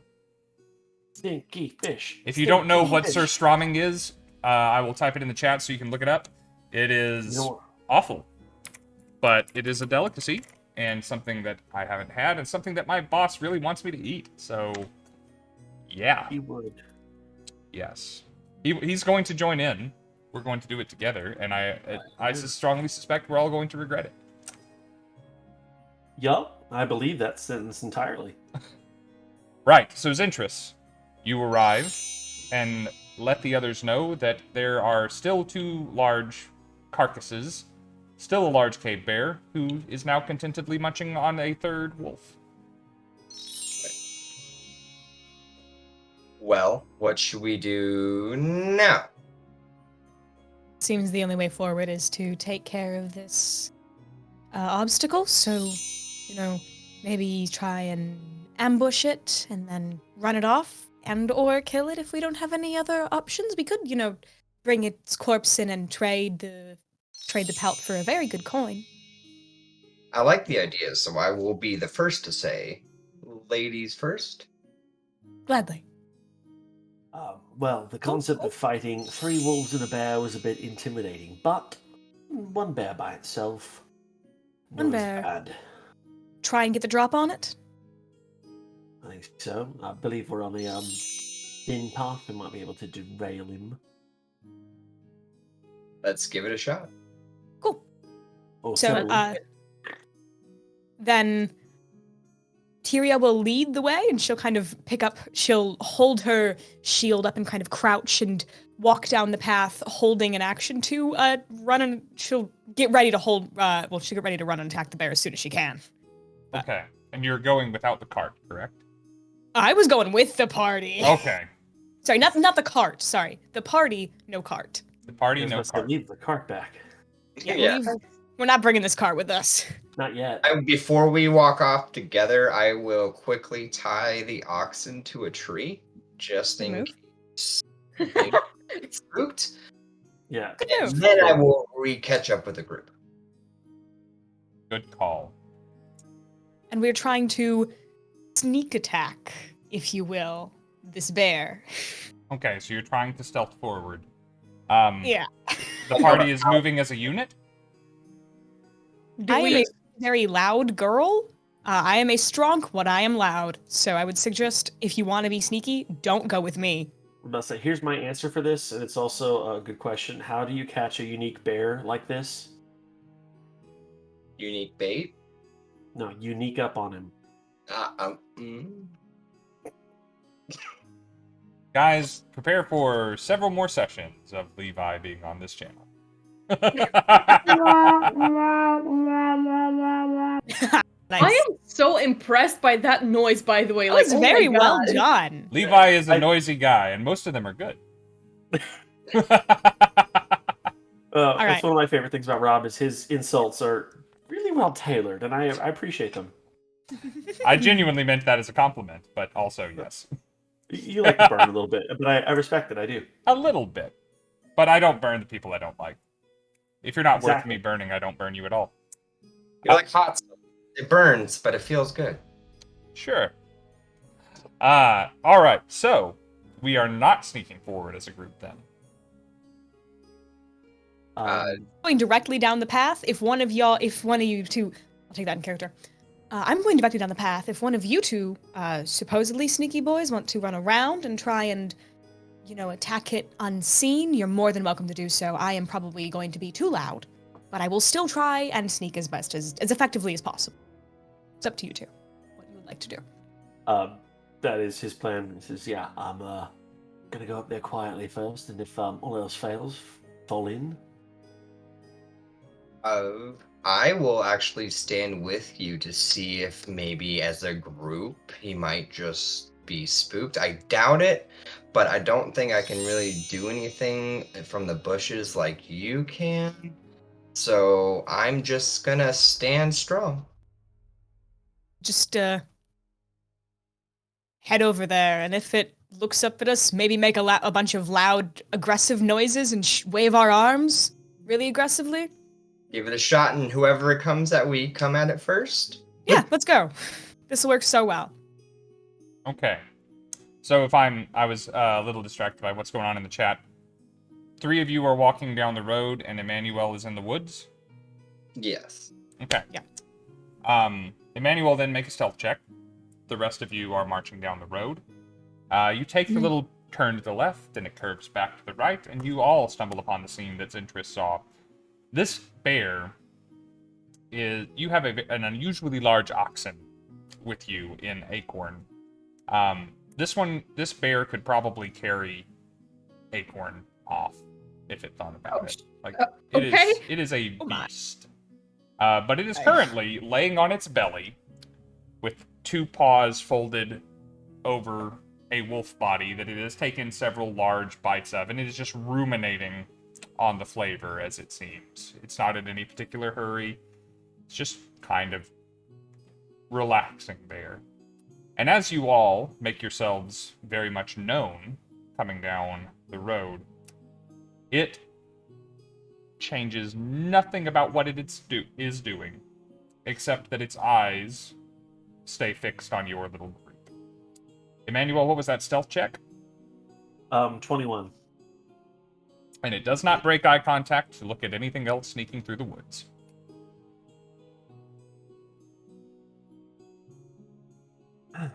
Well, I think All right. Emmanuel is 6'5" as the tallest member of the party. Laying on its stomach, its shoulder is not quite as tall as Emmanuel is. Oh my god, that is a huge bear. Oh Try to warn you. no. Maybe it's resting? Can we get around this at all? Like, there is no space for this fucking cart. Yeah, good question. Yeah. So you look at it, and now that you're kind of close enough, because you are closing the distance going along the path as opposed to staying within the tree line, you realize a couple of things.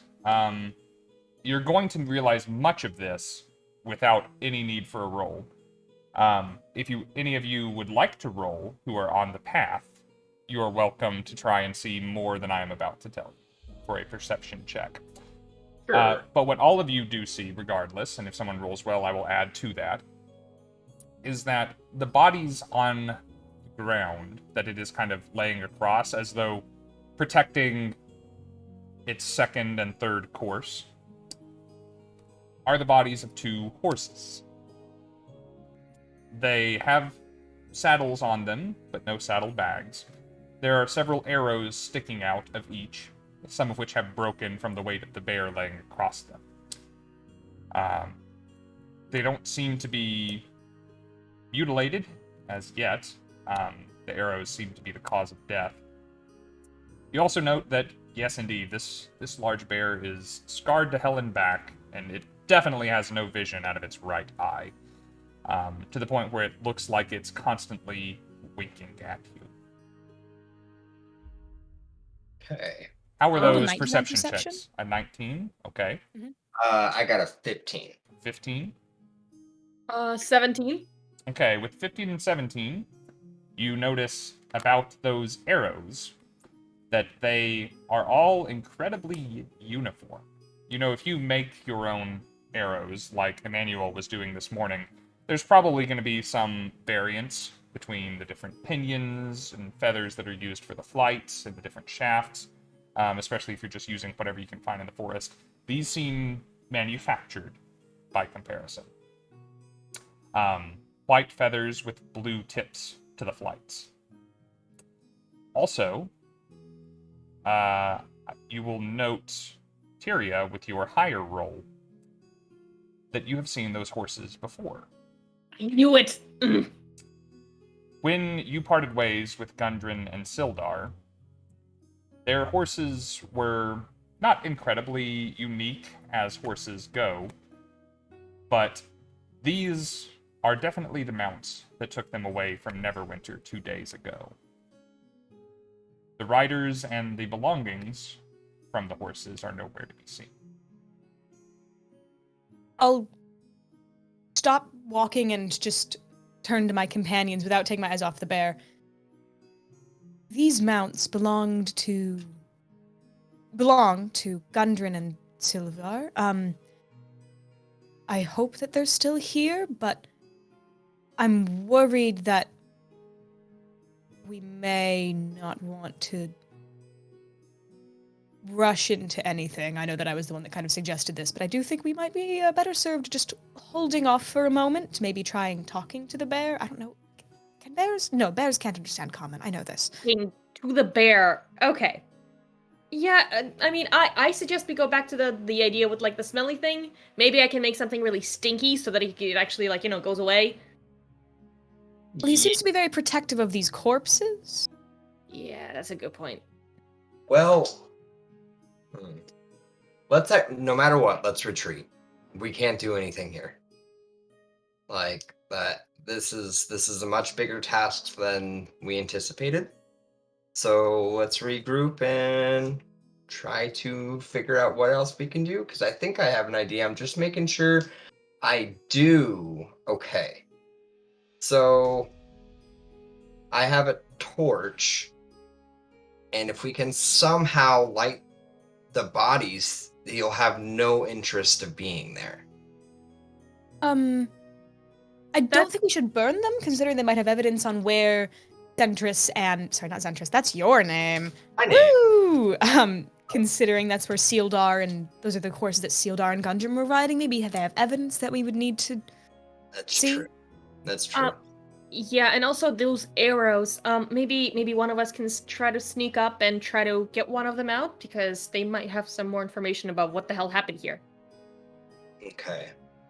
I'm gonna turn to the bear and just be like, "Hey, buddy," while looking as non-threatening as possible. I'm gonna sheath my sword.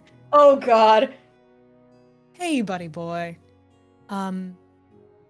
I don't know if you can understand common. I'm pretty sure you can't, but I'm wondering if you perchance could possibly move. We're not trying to hurt your horses. We're just trying to get through. Please. Really, they're not going to hurt you. We just want to get past. If you could kindly walk away into the forest. How close would you say you are to the bear as you make this plea? Oh fucking hell! I was going to say like 40 feet away.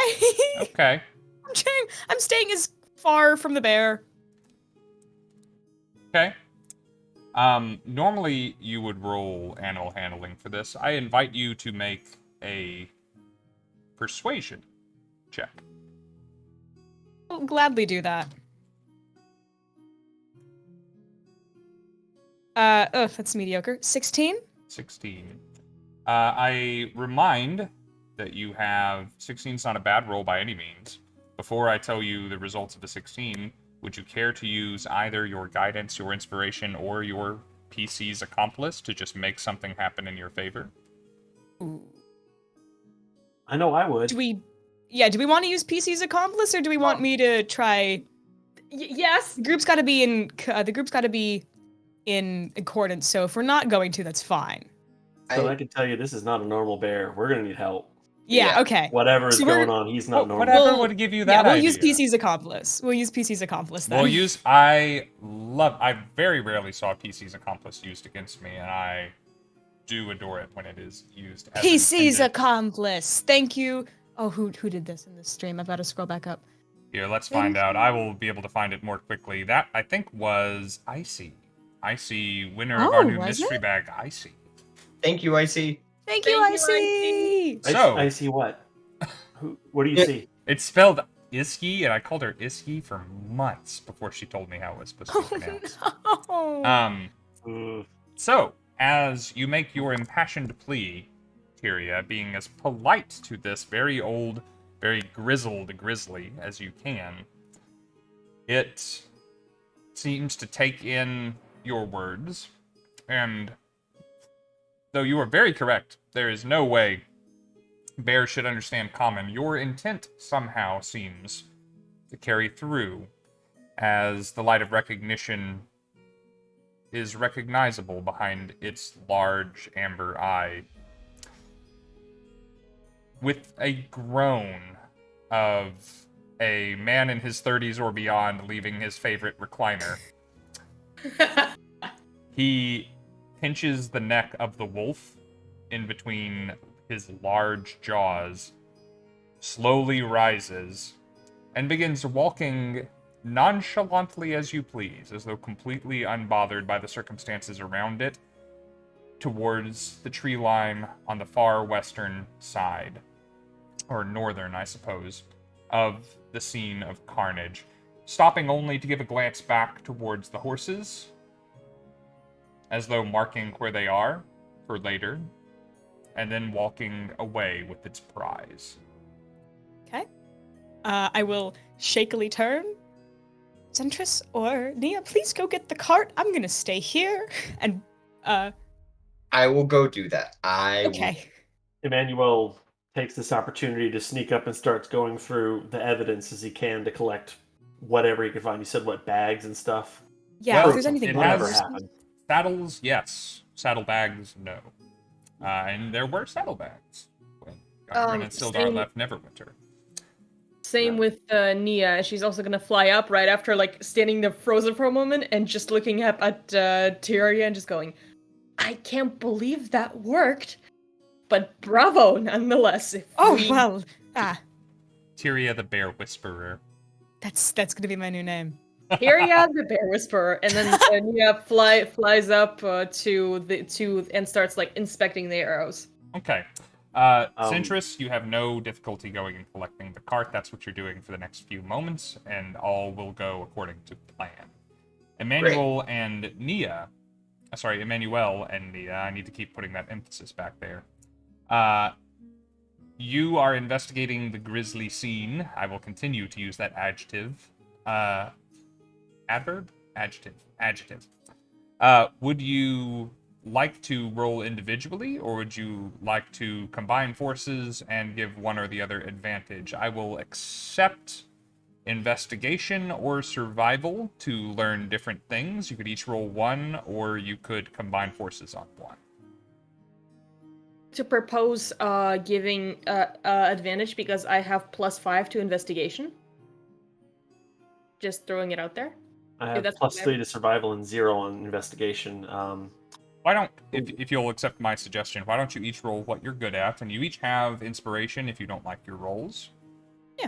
And you will learn different things from a survival check than an investigation check.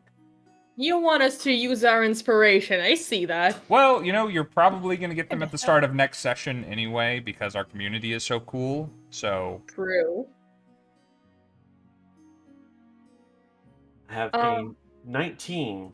Speaking of Plus which, 3. to note it verbally on the stream, though I noted it in the chat, good old Sarah S. Jax gave out 6 community subscriptions, and good old Dabs, retweeter of our many posts, has given out 1. So we are even closer to me eating awful Viking fish than we were before. Thank you, guys. How do those rolls go? 19. Oh, +2. So 21. Nice. Or no, 22. Excuse me. I have 3 +3. Plus 3. Said that wrong. 22 indeed. Nia. 18 for investigation. 18. Based on your investigation check, I would also invite you to roll a history check. You will still learn what your investigation would, but you might know more about things if you would. Okay. Manuel, Okay, with come your on. survival check, you know that only Imperial stormtroopers are so precise. And then never again in all of Star Wars canon. You recognize that based on the scene here, several of these arrows would have had to have hit their marks pretty simultaneously and fairly close to here. The horses died almost instantly, no suffering, no chance to escape, no chance to retreat, meaning that the scene probably had multiple archers. The survival check would also lead you to be able to find tracks and other markings and signs of scuffle as you investigate the scene. You know that since it rained the other night, tracks have been made in the mud, and though they are somewhat muddled with your high roll, you know that several small feet and a few larger ones left here dragging 2 larger objects somewhere to the north. It's no good. With the investigation check, how did that history go? 17. My dice are on fire. I feel like they just know which that they're part of the stream of the company that has created them, so they're being They're blessed. showing out. Yes, Wonderful. they're coming through, and I love them. Gotta polish them later. So, the investigation check reveals to you some of the same information. You know that these creatures died almost instantaneously. You see that there was you suspect that there was a planned ambush, as there are arrows both underneath the horses and on top, so that they were hit from both sides. There was some sort of a coordinated effort here. Also, much as you suspected from a distance, these arrows are perfectly uniform, one for them from the next. Not only that, the white flights with the blue tips are a trademark of the Lion Shield Coster, something of a chain of weaponry stores.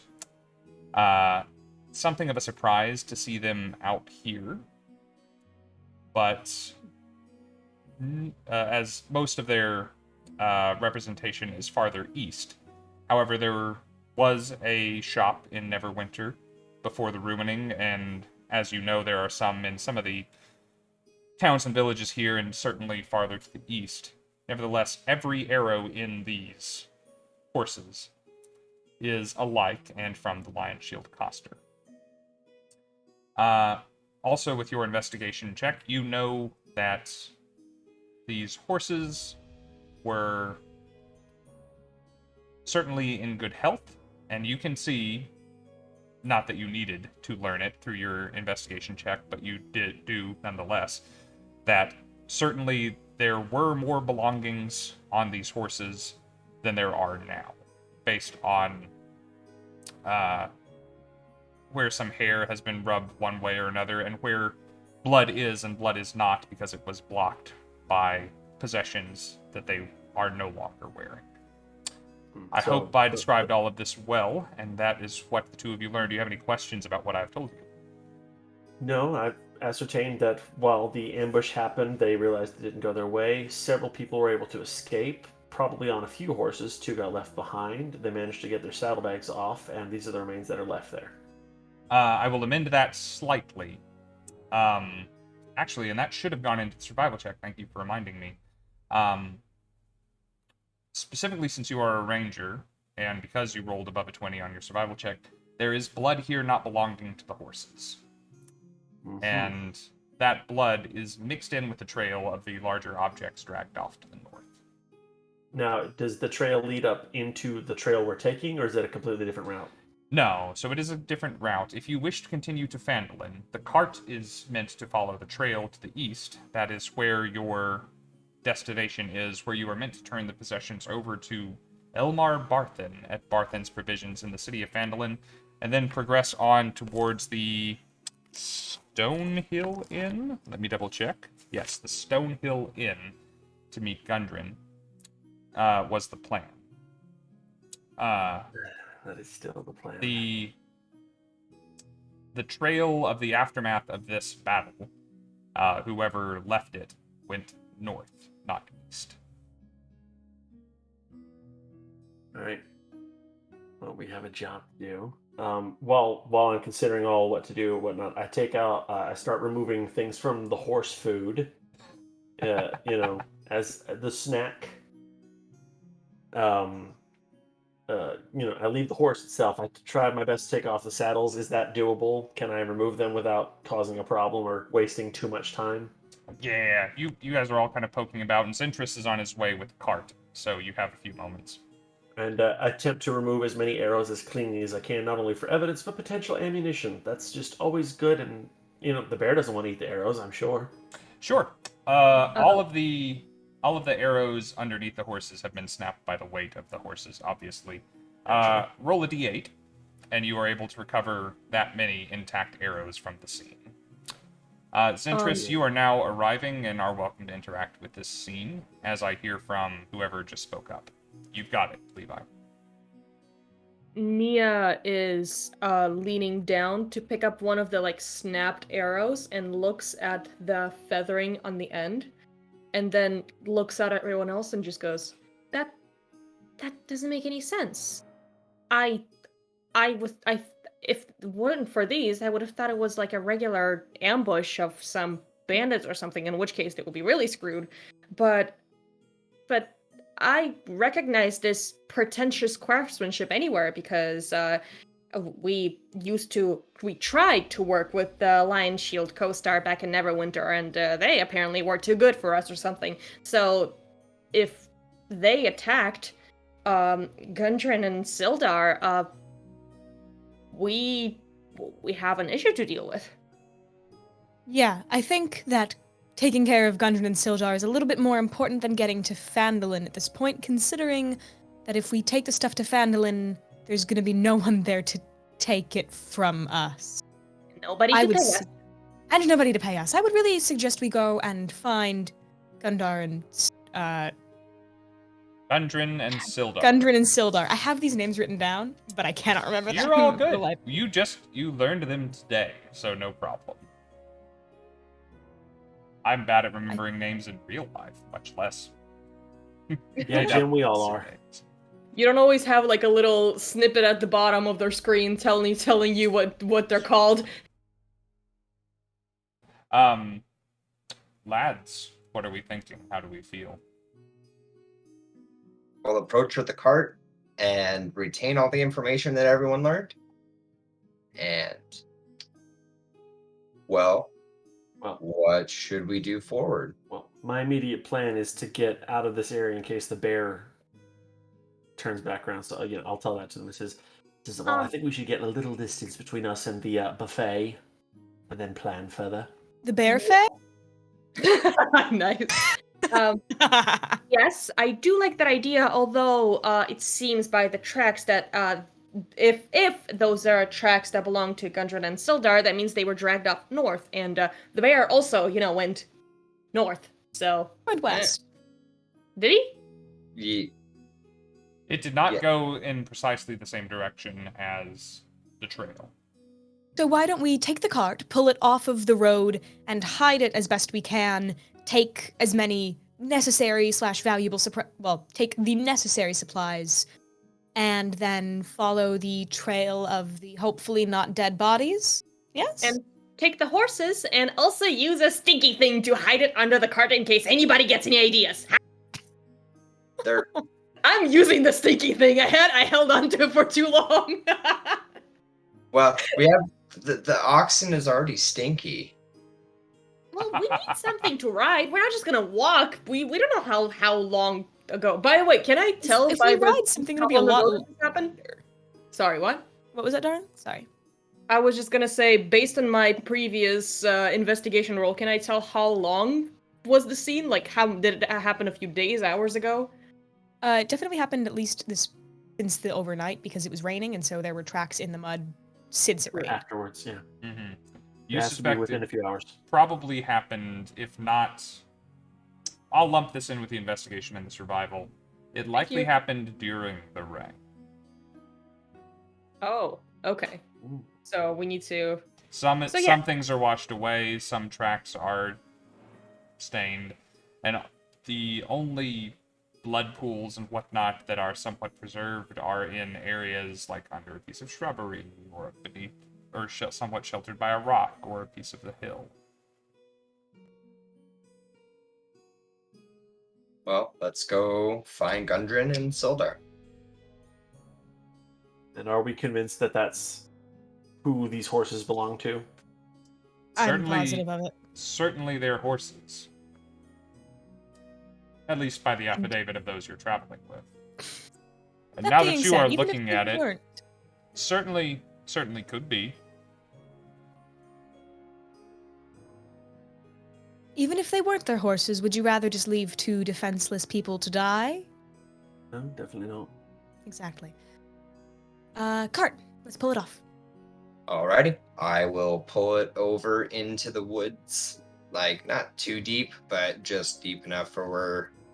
Yes, not too deep is right, because that cart was not made to go through woods, nor were those woods meant to accommodate a cart. It's not an off-pathing It's not an off-road. It's not an ATV. and the trail that they left, the humans, wherever they are exactly, does not look cart friendly. Is that correct? Oh, very much correct. If you wish to go north, away from the path, the cart cannot follow. Okay. So should we double back first so that way we're not leaving the oxen anywhere near the Near the bear? Yeah. Probably a good move. Another question: how If you far want away is the camp that we were supposed to bring the cart to? Your estimation was that you were going to reach Phandelver just after lunch, which you think 2 to 3 hours up the road would be the city of Phandelver. I have a suggestion. This will get a little bit odd, but I'll do it in character for the sake of it. Nia, you were the little tinkerer there. Do you have anything that could signal anyone? Depends. I'm sure I can find something. What ideas you got? Well, I'm pretty sure if we leave that cart, we'll never see it again, no matter how well we hide it. I'm thinking we can split the party, 2 signal flares. Whoever finds their goal first, the cart to the place, or whoever's tracking, to potentially Gundren and Sildar, if they're there, fires that up. Look up in the sky, see the signal, meet wherever the other one is. If it happens, whoever gets there first. If I find them, I'll signal to let you know. If you get to the camp and they're there, you signal, and then I'll at least know you're there. I might continue tracking on to whoever this was. It could be them. Thing is, if we leave that cart, I don't think it'll be intact for long. Either the bear will ransack it and kill the oxen, or bandits will find it, and then they'll have lots of lovely supplies. That is true, and I do have something that is going to allow me to, signal to make sure, and trust me, you're going to know that signal is from me. But at the same time, It's a stinky rock. Yeah, totally. I don't know if it's a good idea to first, part ways, considering what just happened, and we don't know, since that ambush was clearly planned, and there's probably going to be more dangerous stuff, so it's important to stick together. Unless we find a different spot where we're going to meet up right afterwards. It's also a good suggestion. If anything, why don't you and me run ahead to see if we can spot any struggle or anything that just is a sign of something ahead instead of just leaving the cart to go find nothing. It will be gone when we return. That's not a bad idea. Fair enough. Because You you and body track. yeah, we can even split off and then just kind of cover a little bit more ground and then come back in like 20-30 minute period. Right, you should be able to see if we could tell anything at all. Who knows? Maybe we'll find 2 dead bodies within a minute, or not. We can take a look. If you are going to progress forward, I will take the cart along the path for some time to get out of the immediate bear vicinity. Sounds like For the bare vicinities, the simple bare vicinities. God. Thank you for joining me in that. It was really dumb. Quick, It was somebody draw- delightful. It was dumb, yes, but it was delightful. Somebody draw Rob as Baloo, please. I basically Please. got the body for type already. Yeah. Okay, I did think y'all that's a good idea. settle on a plan? yes. Yeah. Okay, sorry, I ran away to turn off a thing that I just realized has been running since the start of the stream that really didn't need to be. So, what is everyone doing? Nia and Tyria are going to be heading further down the path for about 20 minutes, while the 2 boys sneak, I'm guessing, / hoping up the path to see if they see anything very, suspicious or something, or signs of a struggle, or really anything interesting. Yeah. And then we will track back. Tyria's gonna be looking for a place to hide the cart, and then we'll meet up and go from there. Great And plan. then if Where we is see the meeting up? We're just going 20 minutes and then going right back, just seeing what we see? Yeah. yes, We're just basically doing a perimeter to see if we can find any signs of struggle or any kind of tracks Think some so? needing to there a reason to be tracking something instead of just going into the woods after nothing. Right. Could be absolutely nothing. It could be the most important thing. Yep. Don't think there would be nothing, but fair Well, enough. let's find that out. We'll go. Okay. And if I'm correct, the intent for the cart team is to turn around regardless of what they find, not continue to Phandelver, right? I believe so. If they find nothing down the trail, then I guess we'll go to Phandelver. I don't know. I think we'll have that conversation when we find out what they find out, and then when we find out if we see anything. While we're gone, I would hate to suggest this, but would you want to move? We could move some of the dead bodies out of the road real quick, so that way. I will say, Don't if you want plan to anger move, the bear. if you move the carts up the path, you won't have to necessarily move the corpses from their general area, but they will need to move from their exact positions to make room for the cart to pass. That's what I So I thought. think we should just So, slightly shift Pull 'em over to them. the side. I don't want to Do anger not the bear. Anger the bear. Do not anger the bear, for God's sake. Yeah. God. I don't want to Those get are- fucked up by this bear. Those are his necessities. just Yep. shake- Okay. Okay, Okay. so So we will- who is team going into the woods? The boys. Okay. And team going on the cart is ladies? Yeah. Wonderful. Team going into the woods, are we... I know we are tracking. Are we trying to track as stealthily as we can or as quickly as we can? stealthily. Yeah, stealthily. I want to do speed, but again, like if it's a trap and an ambush, we don't want to trigger it. Okay. So I will begin with Team Cart. With Team Cart, it is very simple to tell you what you learn, because there is nothing noteworthy in traveling 20 minutes up the trail. You see no more corpses, no more signs of struggle, you encounter no wildlife that you would consider threatening, though there are birds in the trees and rabbits hopping across the trail on occasion, and you see a family of chipmunks up on a nearby branch. Nothing... Nia is just aiming with her crossbow at anything that moves as they're passing Yeah. through, because she's Chip, just paranoid Dale, they're gonna get I'm out. Yeah. watching you two. Yeah, Stay right darling, there. Stay right there. I'm dangerous. darling, dearest. You'll be fine. Imagine that, the 8-inch tall fairy with a Napoleon complex. Oh, you described her perfectly just now. As for team going into the woods, I will say as soon as you get past the tree line to a little bit of the sheltered area, less of the trail you are trying to follow has been washed away by last night's rain.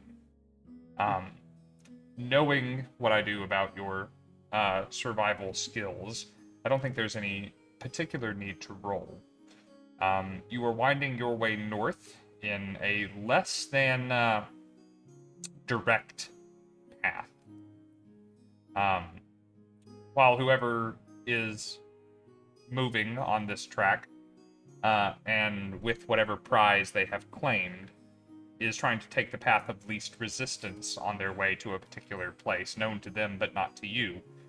They're seeming to wind around thickets and through trees and over hollow logs and the like. Always generally going north. I will invite a survival check, not to follow the path, but to learn more about the people who have taken it within the past day. Okay. Again, you may each roll, or you could team up to give one or the other advantage. Your guidances may apply to this, though they can't in combat. I said we team up. Okay, yeah, I'll give you advantage. Okay. I rolled a 13 and I have +3, so 16. Okay, and Survival. you did roll with advantage to get that 13? Yes. Okay, so that is a 16. With a 16, you know that there were at least 6 members of this group One of them significantly larger than the other, on par in height to yourself, you imagine, in terms of size and weight based on the footprints. So the footprints are somewhat obscured, as though perhaps I don't know how to put this in an enigmatic way per se. Hairy or furry feet, blurring the outside edges of the footprint. Their footprints, though larger, are harder to see than the several smaller footprints, maybe of smaller creatures that are unified to carry or drag one of the other things. You also suspect that what they have, their prizes, have number at least 2 medium-sized creatures.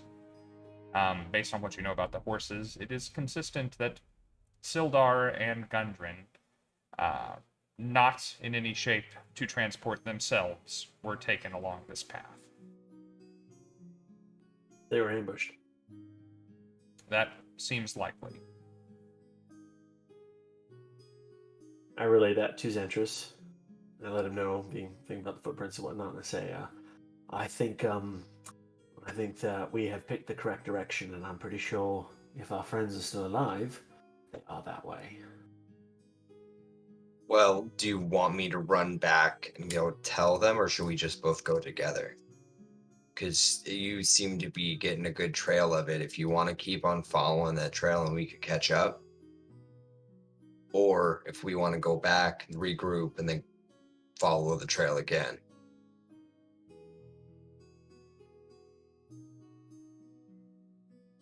We would have to hide the cart one way or another. Yeah. So, I will...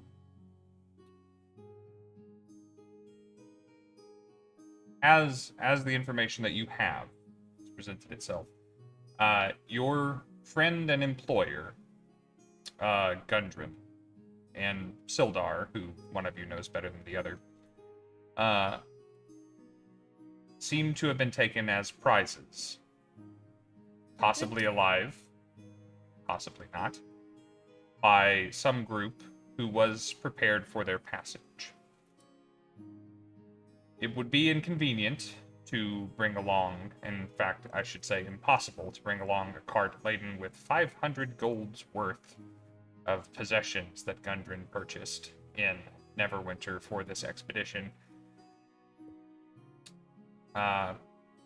Should Gundren be alive, he would probably be sad to see this equipment go or be risked in any way, although, of course, his own survival would be paramount. It is possible that you could gather assistance in Phandelver if you were worried about your ability to rescue him on your own, but it would cost time. You could drop off the possessions, potentially gain help and return, or if time is of the essence, you could press on with the forces that you have already marshaled. And this is the decision that, as the party is split, Zentris and Emannuel are making alone. For the time being. Well, Manuel, what do you think? Unfortunately, I think we don't have the time. I don't We think definitely need the help, but at this point, every second is counting, and I wasn't sure it was them before now, but now I'm pretty confident it is. And then the bigger question becomes, why? Was it for the supplies? Why No. didn't they ambush us then? You know, they should have, if that was the case. But what is it those two had that was worth kidnapping for? Information. They knew where this jackpot was. And it would seem other people know about it now too, making this all the more dangerous. Word's gotten out, it's now a treasure hunt. Well, let's go back, tell the others. Yeah, we'll have to do this as quick as possible. Yeah. Let's Double go. time! No right. stealth time, let's go. These two fit young men retrace their steps in the direction of their point of origin on the path. Tyria and Nia, do you, seeing nothing on the path ahead as far as anything untoward. You were also looking for a place to potentially stash the cart, I think you said. Yes. You will find a place to stash the cart. The question is the efficacy of that place. Looking to find the safest place to store this cart. So I'm gonna do something Care strange. if I take it off the. Okay. I'm going to ask, and one of you may roll, both of you may roll, or one of you may roll with advantage. I'm going to ask for a check that involves your stealth proficiency, because knowing how to hide things well should be a stealth check. However, your dexterity is not going to figure into it whatsoever, because that is not in play here. I would like a wisdom stealth check from one or both of you. My bonus is a +1 to that. Because I have no proficiency in stealth and a +1 in wisdom, so it might be best if Nia rolled, unless she's got me better.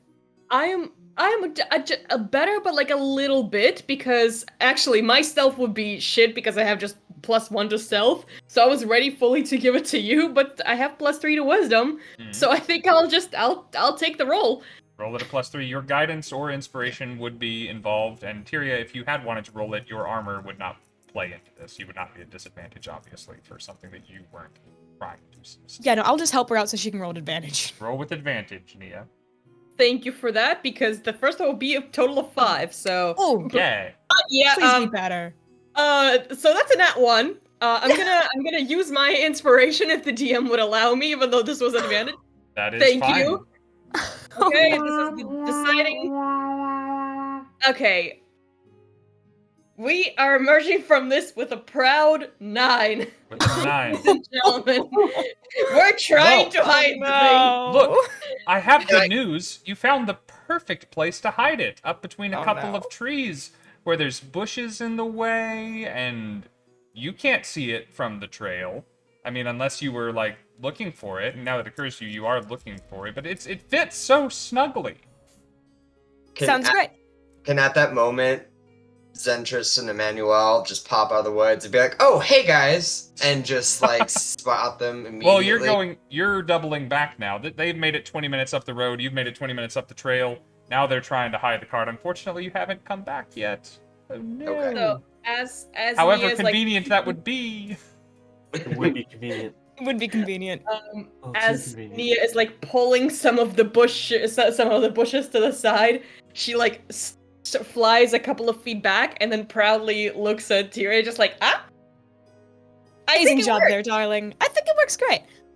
Is there anything incredibly valuable in this cart that we probably should take with us? Like, No single item, right? Like it's a collection of shovels, a collection of pickaxes, a collection of rations, some tents and whatnot. There's not like also the treasure chest with the Ark of the Covenant in it. It's just gotcha. It's an aggregate. I will Along with grab the a couple Holy Grail. extra rations just in case. Sure. Maybe This is full of things that y'all might want on these things. There are torches here. There are lanterns here. There is oil for the lanterns. There are rations. There are bedrolls. Not every adventurer's pack comes with a bedroll. If it is a mundane, inexpensive, basic necessity item, it is on this cart. And surely Gundren would understand, right? To understand. That being said, I will Totally. take some oil just in case. Okay. You are welcome to add it to your sheet. You don't have to pay for it. Obviously, it's already been purchased. Hey. As In a reasonable amount, you are welcome to grab some. Great. as this happens, Nia gets this mischievous look on her face and goes, "Well, it is hidden fairly well, but I would say for an added bonus of protection to ensure that nobody gets any ideas. You know what I mean? You catching my drift?" And then she picks up a No. rock next to her. Oh And my god, her face just no. full of excitement. That'll be a beacon, darling. It'll be a beacon. Like, I you know, love like you. something rotting, you know? Well, The horse already smells so bad. Sorry, the ox. We don't need another beacon. No, yeah, you're right. Fair I enough. really appreciate your enthusiasm, though, and I would love to see that enthusiasm when we need to, really, really hammer someone with that just gut-wrenching nausea. Like like shove it up a wolf's nose next time, huh? Yeah, we'll do that next time. Great? Okay. I like that. Okay, let's go back. And Tyria will turn, cross her fingers that Nia's following, and just walk away. Ooh boy. All right. I will ask, since you guys did casually mention an effort to hide the cart, as opposed to just noticing a good spot to hide the cart. I would ask, you are welcome to make another wisdom stealth check with advantage. And I will be taking the average of your rolls to determine how Really well the appreciate it. cart is hidden.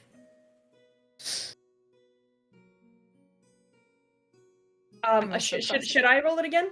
You I have the don't know about preferable Jeff, modifier. Hey, That you last should average roll was it. I'm just great. Just do better. Do better, Just do Katya. better this time. Sir, yes, sir. 20. Okay. We're starting strong 20. with the 12. Okay. Okay. So That's now- better. That is a lot better. 20. Okay. No!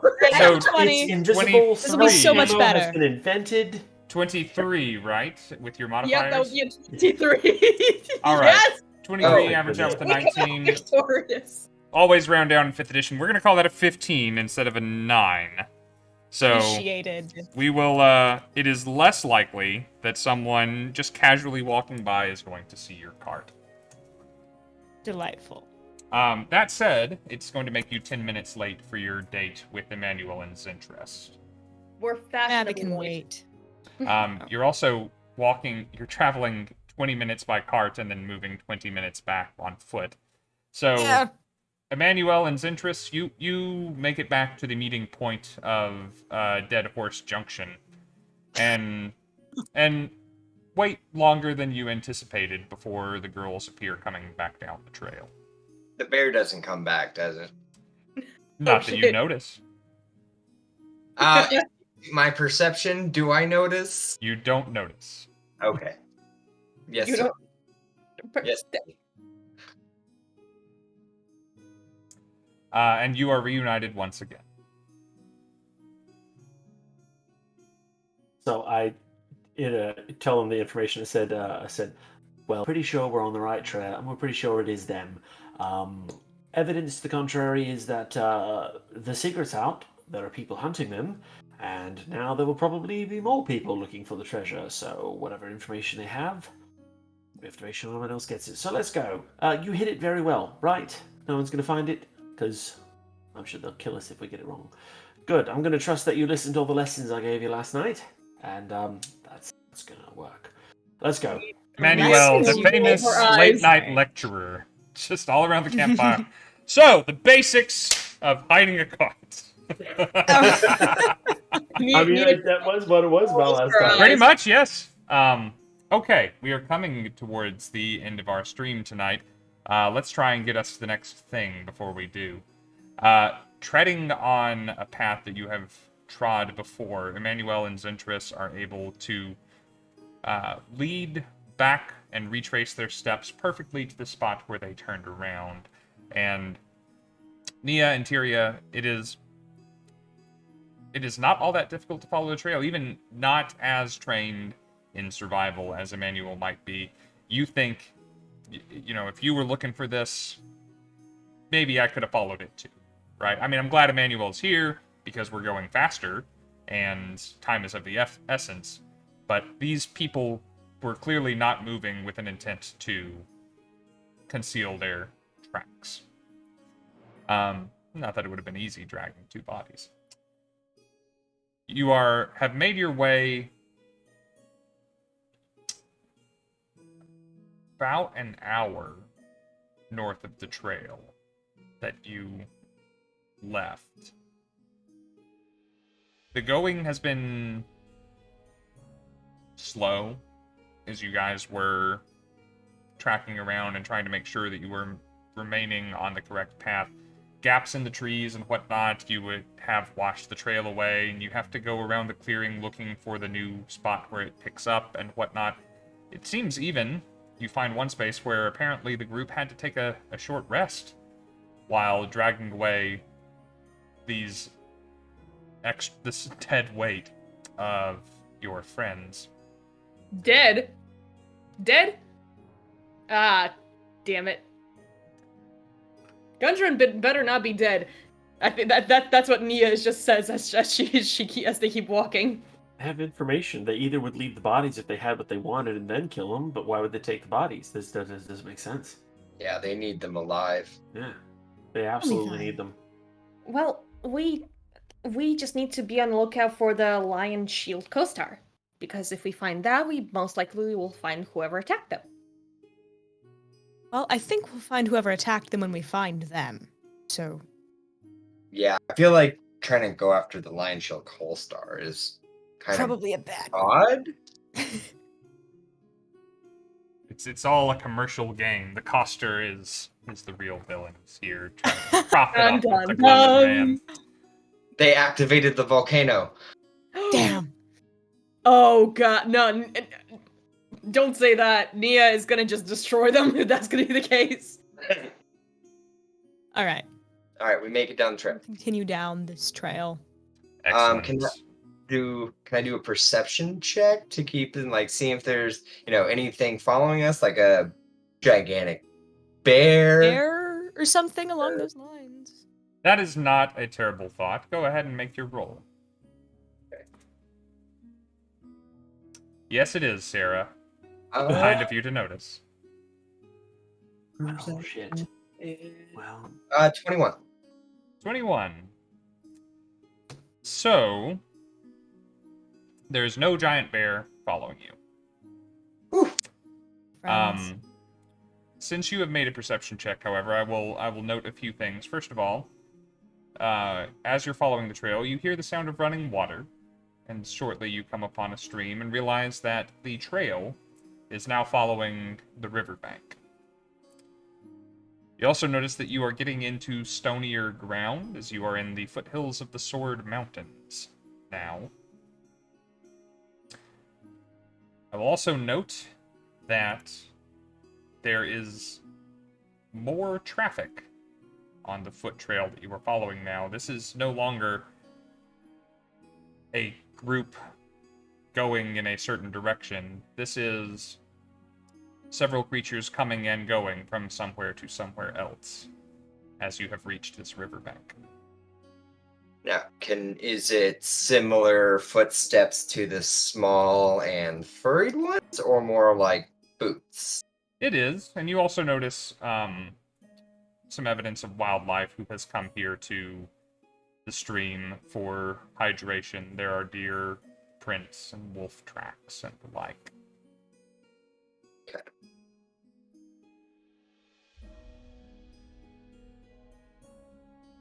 Well, I guess we need to obviously follow the river, since that seems to be where the trail's going, but we'll need to keep an eye out for anything that wants to come for fresh water.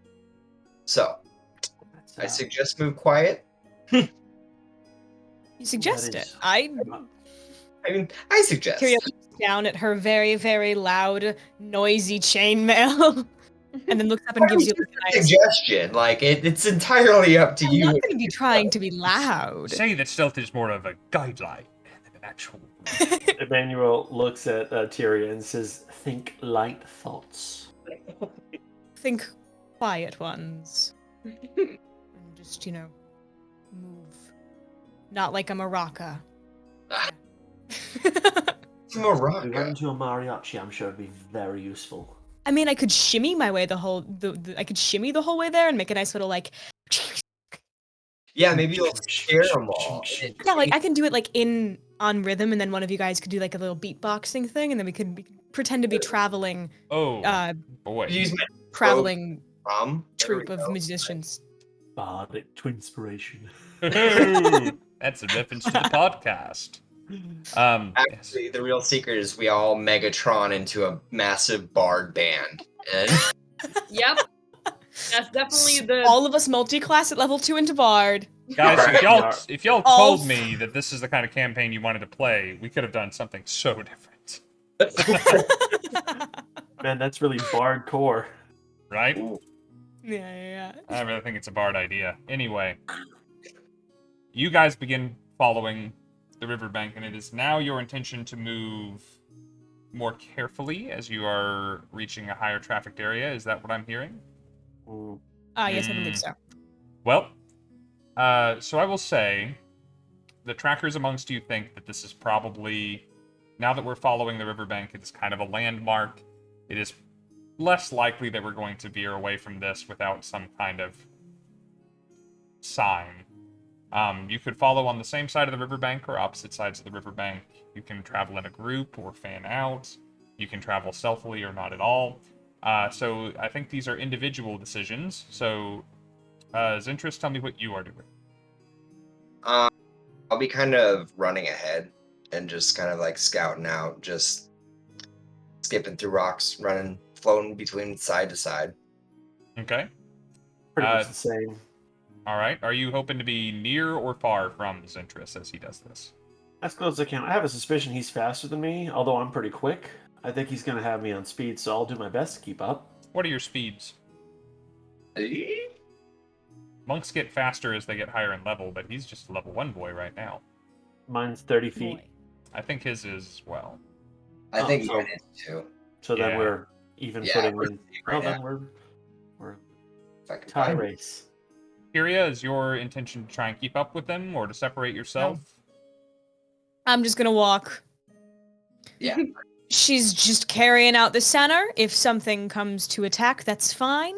If the two in front of them find something, she'll, and they need her up there, she'll run up, but she's not gonna ruin their stealth mission. She'll just walk. You know, Alright. a very stately pace. Stately. Oh boy. Good. Good descriptor. And Nia. And Nia is actually gonna be flying somewhere in the middle, but right above the water, on either side of the bank, and always keeps an eye out for any form of the lion shield regalia, in terms of either clothing or more arrows or anything that could have been left behind or being worn by someone. I'm gonna Okay. yell back at Mia real quick and be like, make sure you fly higher. The fish might think you're a snack. Excuse me, what? She's offended. The only time I've been called a snack, sir, is in the tavern late at night. And then I could believe. Actually, I have another idea. Yeah, what's your idea? Oh, I'm I'll done. give her a second to breathe. Good night, Tyria. One minute there. Yeah. Emmanuel stops, turns around, and runs towards Nia, and he says, "How high can you fly?" Well, high enough. How high do you need me to fly? About 200 feet. DM question: How safe would it be for Nia to attempt to fly this high? Would there be any sort of bad consequences? Maybe 150. If you want to fly that high, consequences, the wings mark 3,000 and whatever it is, or 300. 336. 336. A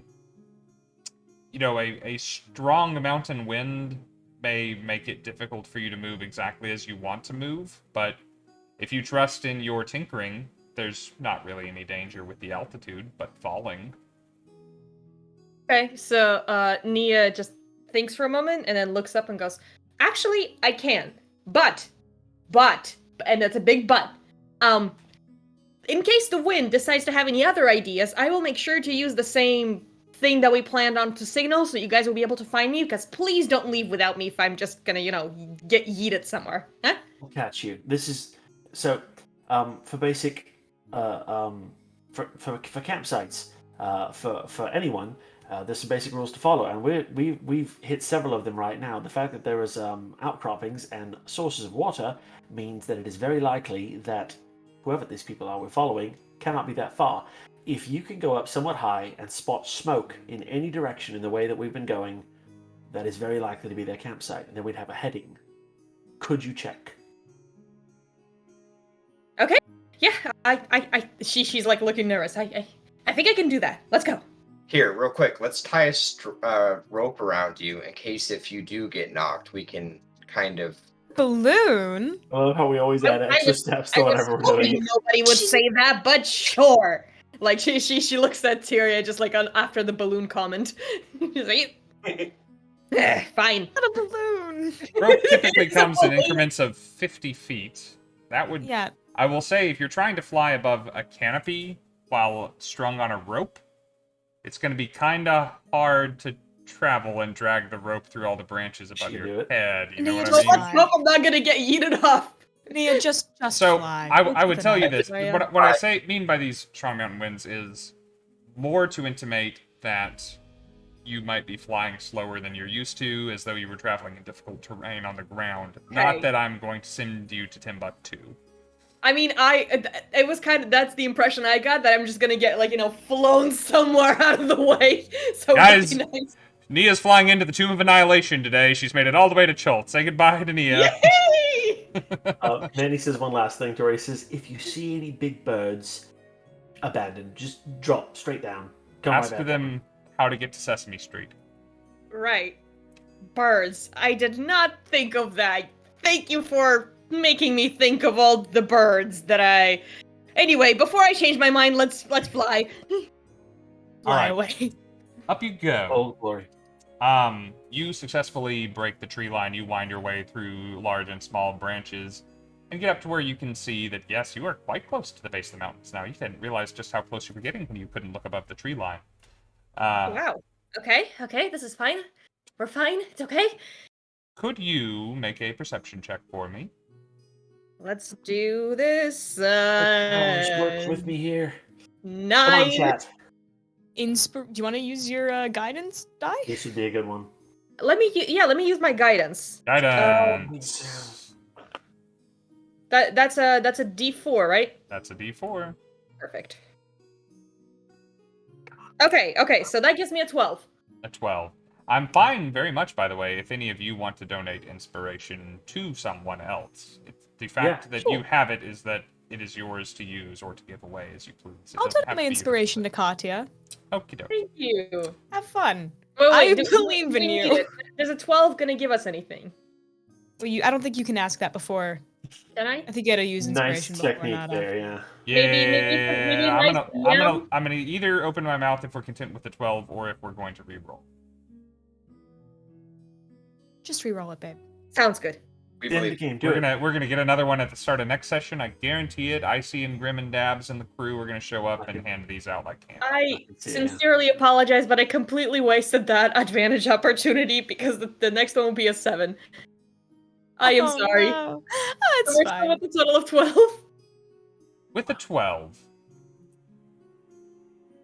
here, so this will be my ruling on the matter. There is smoke.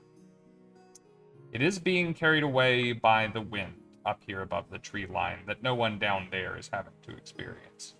It takes you a moment to find it. The group is continuing to move.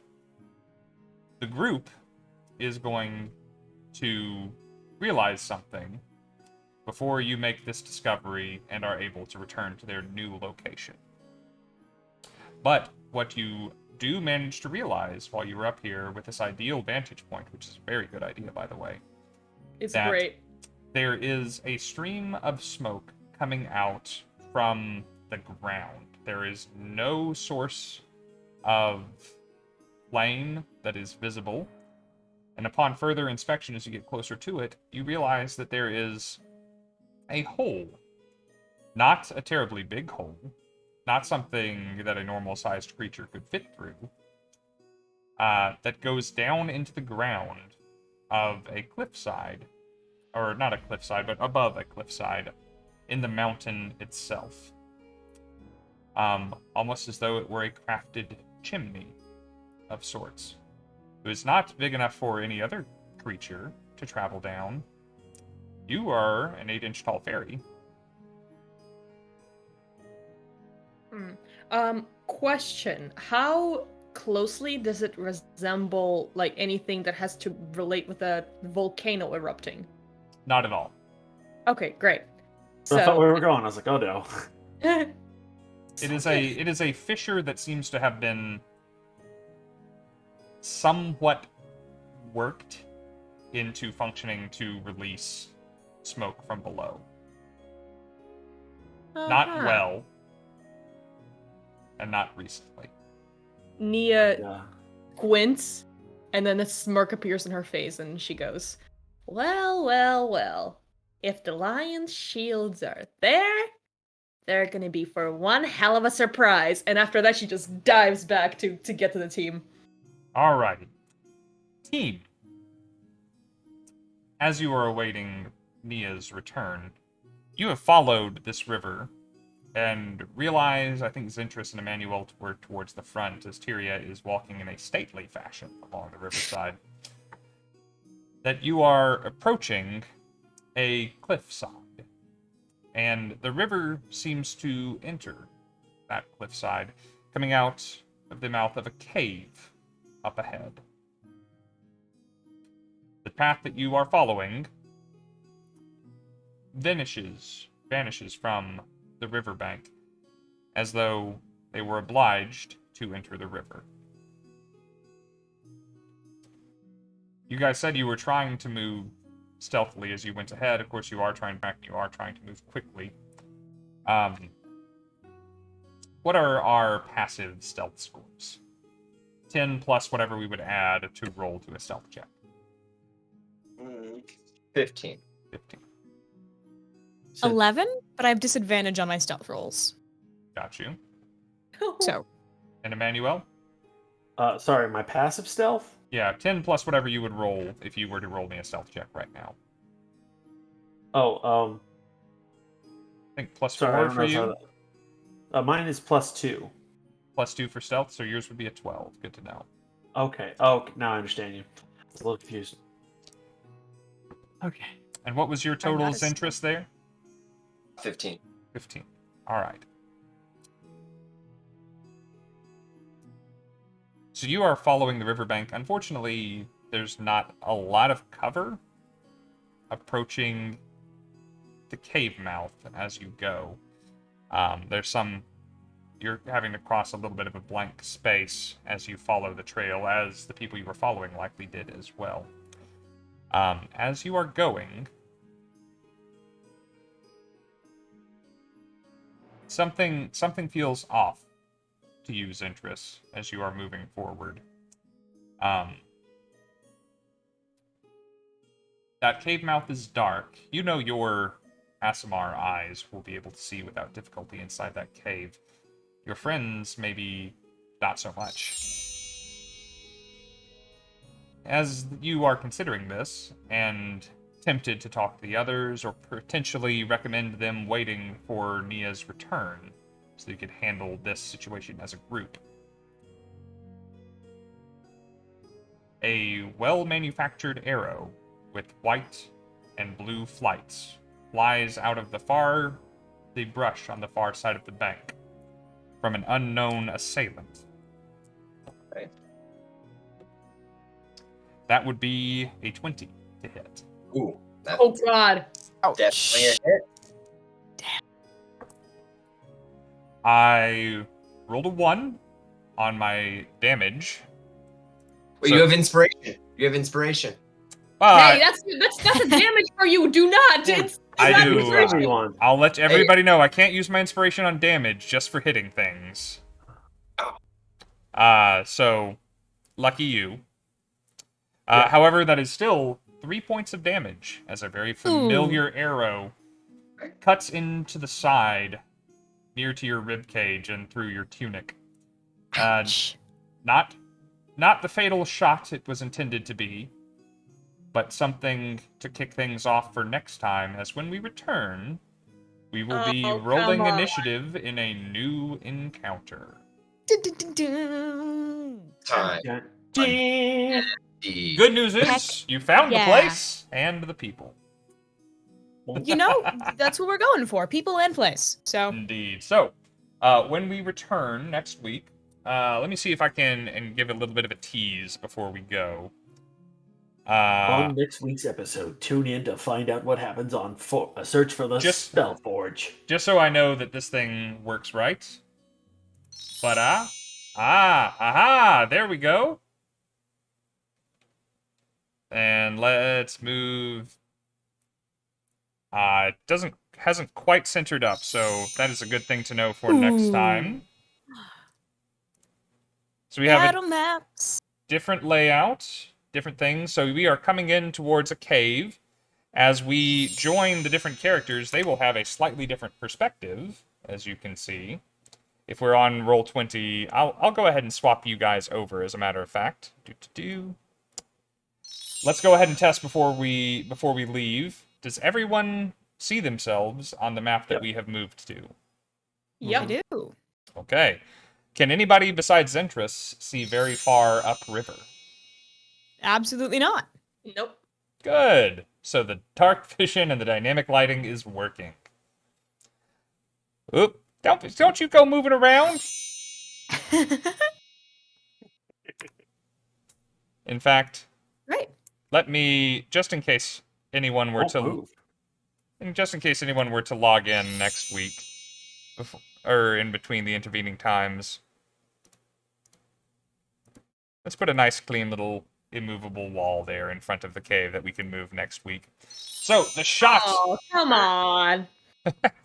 The shot came from somewhere in this general area here, guys, across the river and through that thicket. And To Zentris, grandpa's did house you we go? exactly?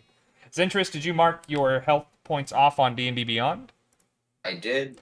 I'm also going to use Roll20. We're not going to be using Roll20 for a lot of the rolls and stuff, guys, because we're a dice company. We like rolling dice and doing stuff like that. But for the benefit of the chat, I'm going to be keeping track of people's hit points and armor class on Roll20 with these nice little convenient green health bars, so you can kind of see who's dying and who's not.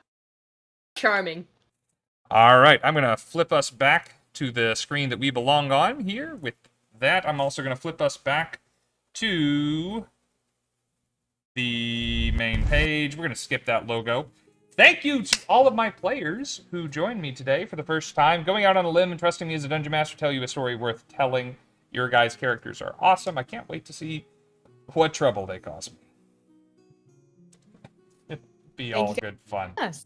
Don't worry, there will be a lot of trouble to go around. For anyone who may not have been here at the beginning of the stream, we're not going to bother introducing the characters again, but before we go, could we remind everyone who we are, where we can be found on the internet, what other things we are up to, what projects we are working on, and how people could find more of us. We'll go in the opposite order that we began with, so Sam. I'm Sam. I have no social medias, and I'm here for fun. So that's me. It is true. We're going to get you into the community Discord in case anybody wants to fangirl or fanboy over you. But that will be my only request. So you see how much I communicate in Discord? That's actually the most I communicate out in general, period. It's We're delighted that you have chosen us to communicate with. steps forward, steps forward. Rose? Well, you can find me pretty much anywhere on the interwebs at Rose Valorum. My handle's right underneath of me. Yeah, right? Yeah, my handle is underneath me. I had to double check the layover. It is. And I'm also in the Misty Mountain community Discord, so if you want to bug me there, I'd love to chat with some of you guys. Everyone give your hot takes on Tyria in the Discord. She's following an the episode. Hey. Everybody give your hot takes on how epic that line was when right before she killed the wolf. Just that like wink and watch out. That one went right to my heart, I'm just saying. Don't worry, Katya, it's only for you, darling. I'm in love. I'm in love. Well, Katya. So thank you so much, everyone. Honestly, I have to point out how wonderful the audience has been throughout the entirety of the stream. It truly has been amazing, and I can't wait for the next one.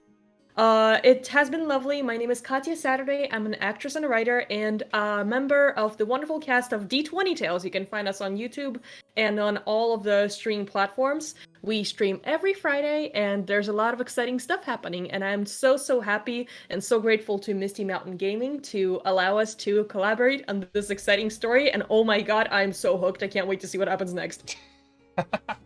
I will have a command next week where we can link to D20 Tales whenever you guys want to talk about it, so that we can go there and send people there as soon as they please. I apologize for not having it ready tonight.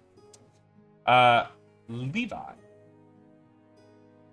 Yes, I don't have as many like connections or whatever, but I do have a few things. I am commonly known as Levi Mixon, the actor, sometimes just Levi Mixon. I do have a TikTok where I like to post about hiking a lot. It's just kind of something silly. Um, uh, Pretty much that's about it. Instagram, same thing, Levi Mixon. YouTube, I do have some stuff there. It's pretty easy to find me, and I think on here it's I'm just Forge in the Discord, so you can look for me there. It's been very confusing every time we talk about searching for the Forge, and I'm like, I'm here.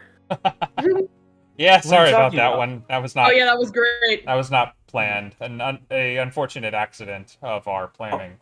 I also want to point out, I just realized it looks like Katya's cosplaying as Quicksilver from X-Men right now.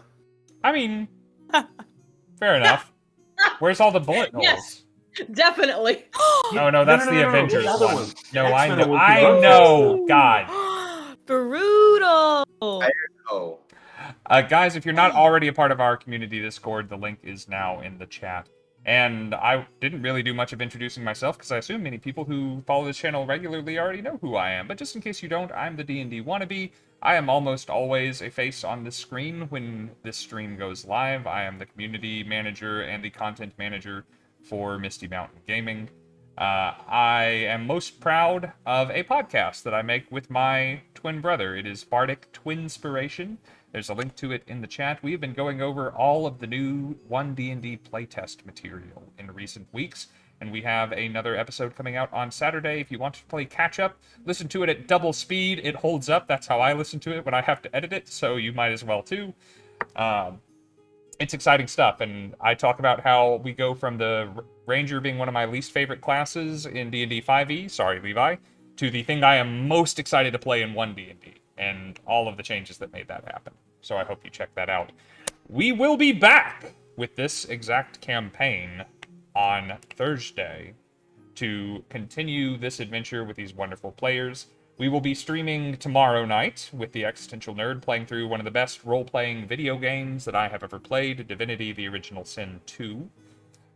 If you would like to meet the Existential Nerd and I, or see us running about through a game he's never played and that I am very familiar with, please come back for that. We will also have a D&D campaign on Tuesday of next week and Wednesday of next week, and we are already... Just thank you so much to everyone for getting us 38 subscriptions closer to me eating fermented fish. That's... Eat the fish. That is wonderful of you. Also, before we go, thank you to Fallen Panda and Ben Rich Before, not to be confused with Ben Rich After. That's someone different entirely, for coming in and following us in the last several minutes. We're a channel where we like to tell and experience great stories. We like to do that with tabletop role-playing games like Dungeons & Dragons, and you will be hearing from us all very soon. As I always like to say at the end of the streams, because I don't know if anyone watching it is going to hear it from anyone else this week or anywhere else this week, I want to make sure that you know that we love you guys. Thank you so much for being here. We will see you next week for more Search for the Spellforge. Stick around for a raid. Good night, all.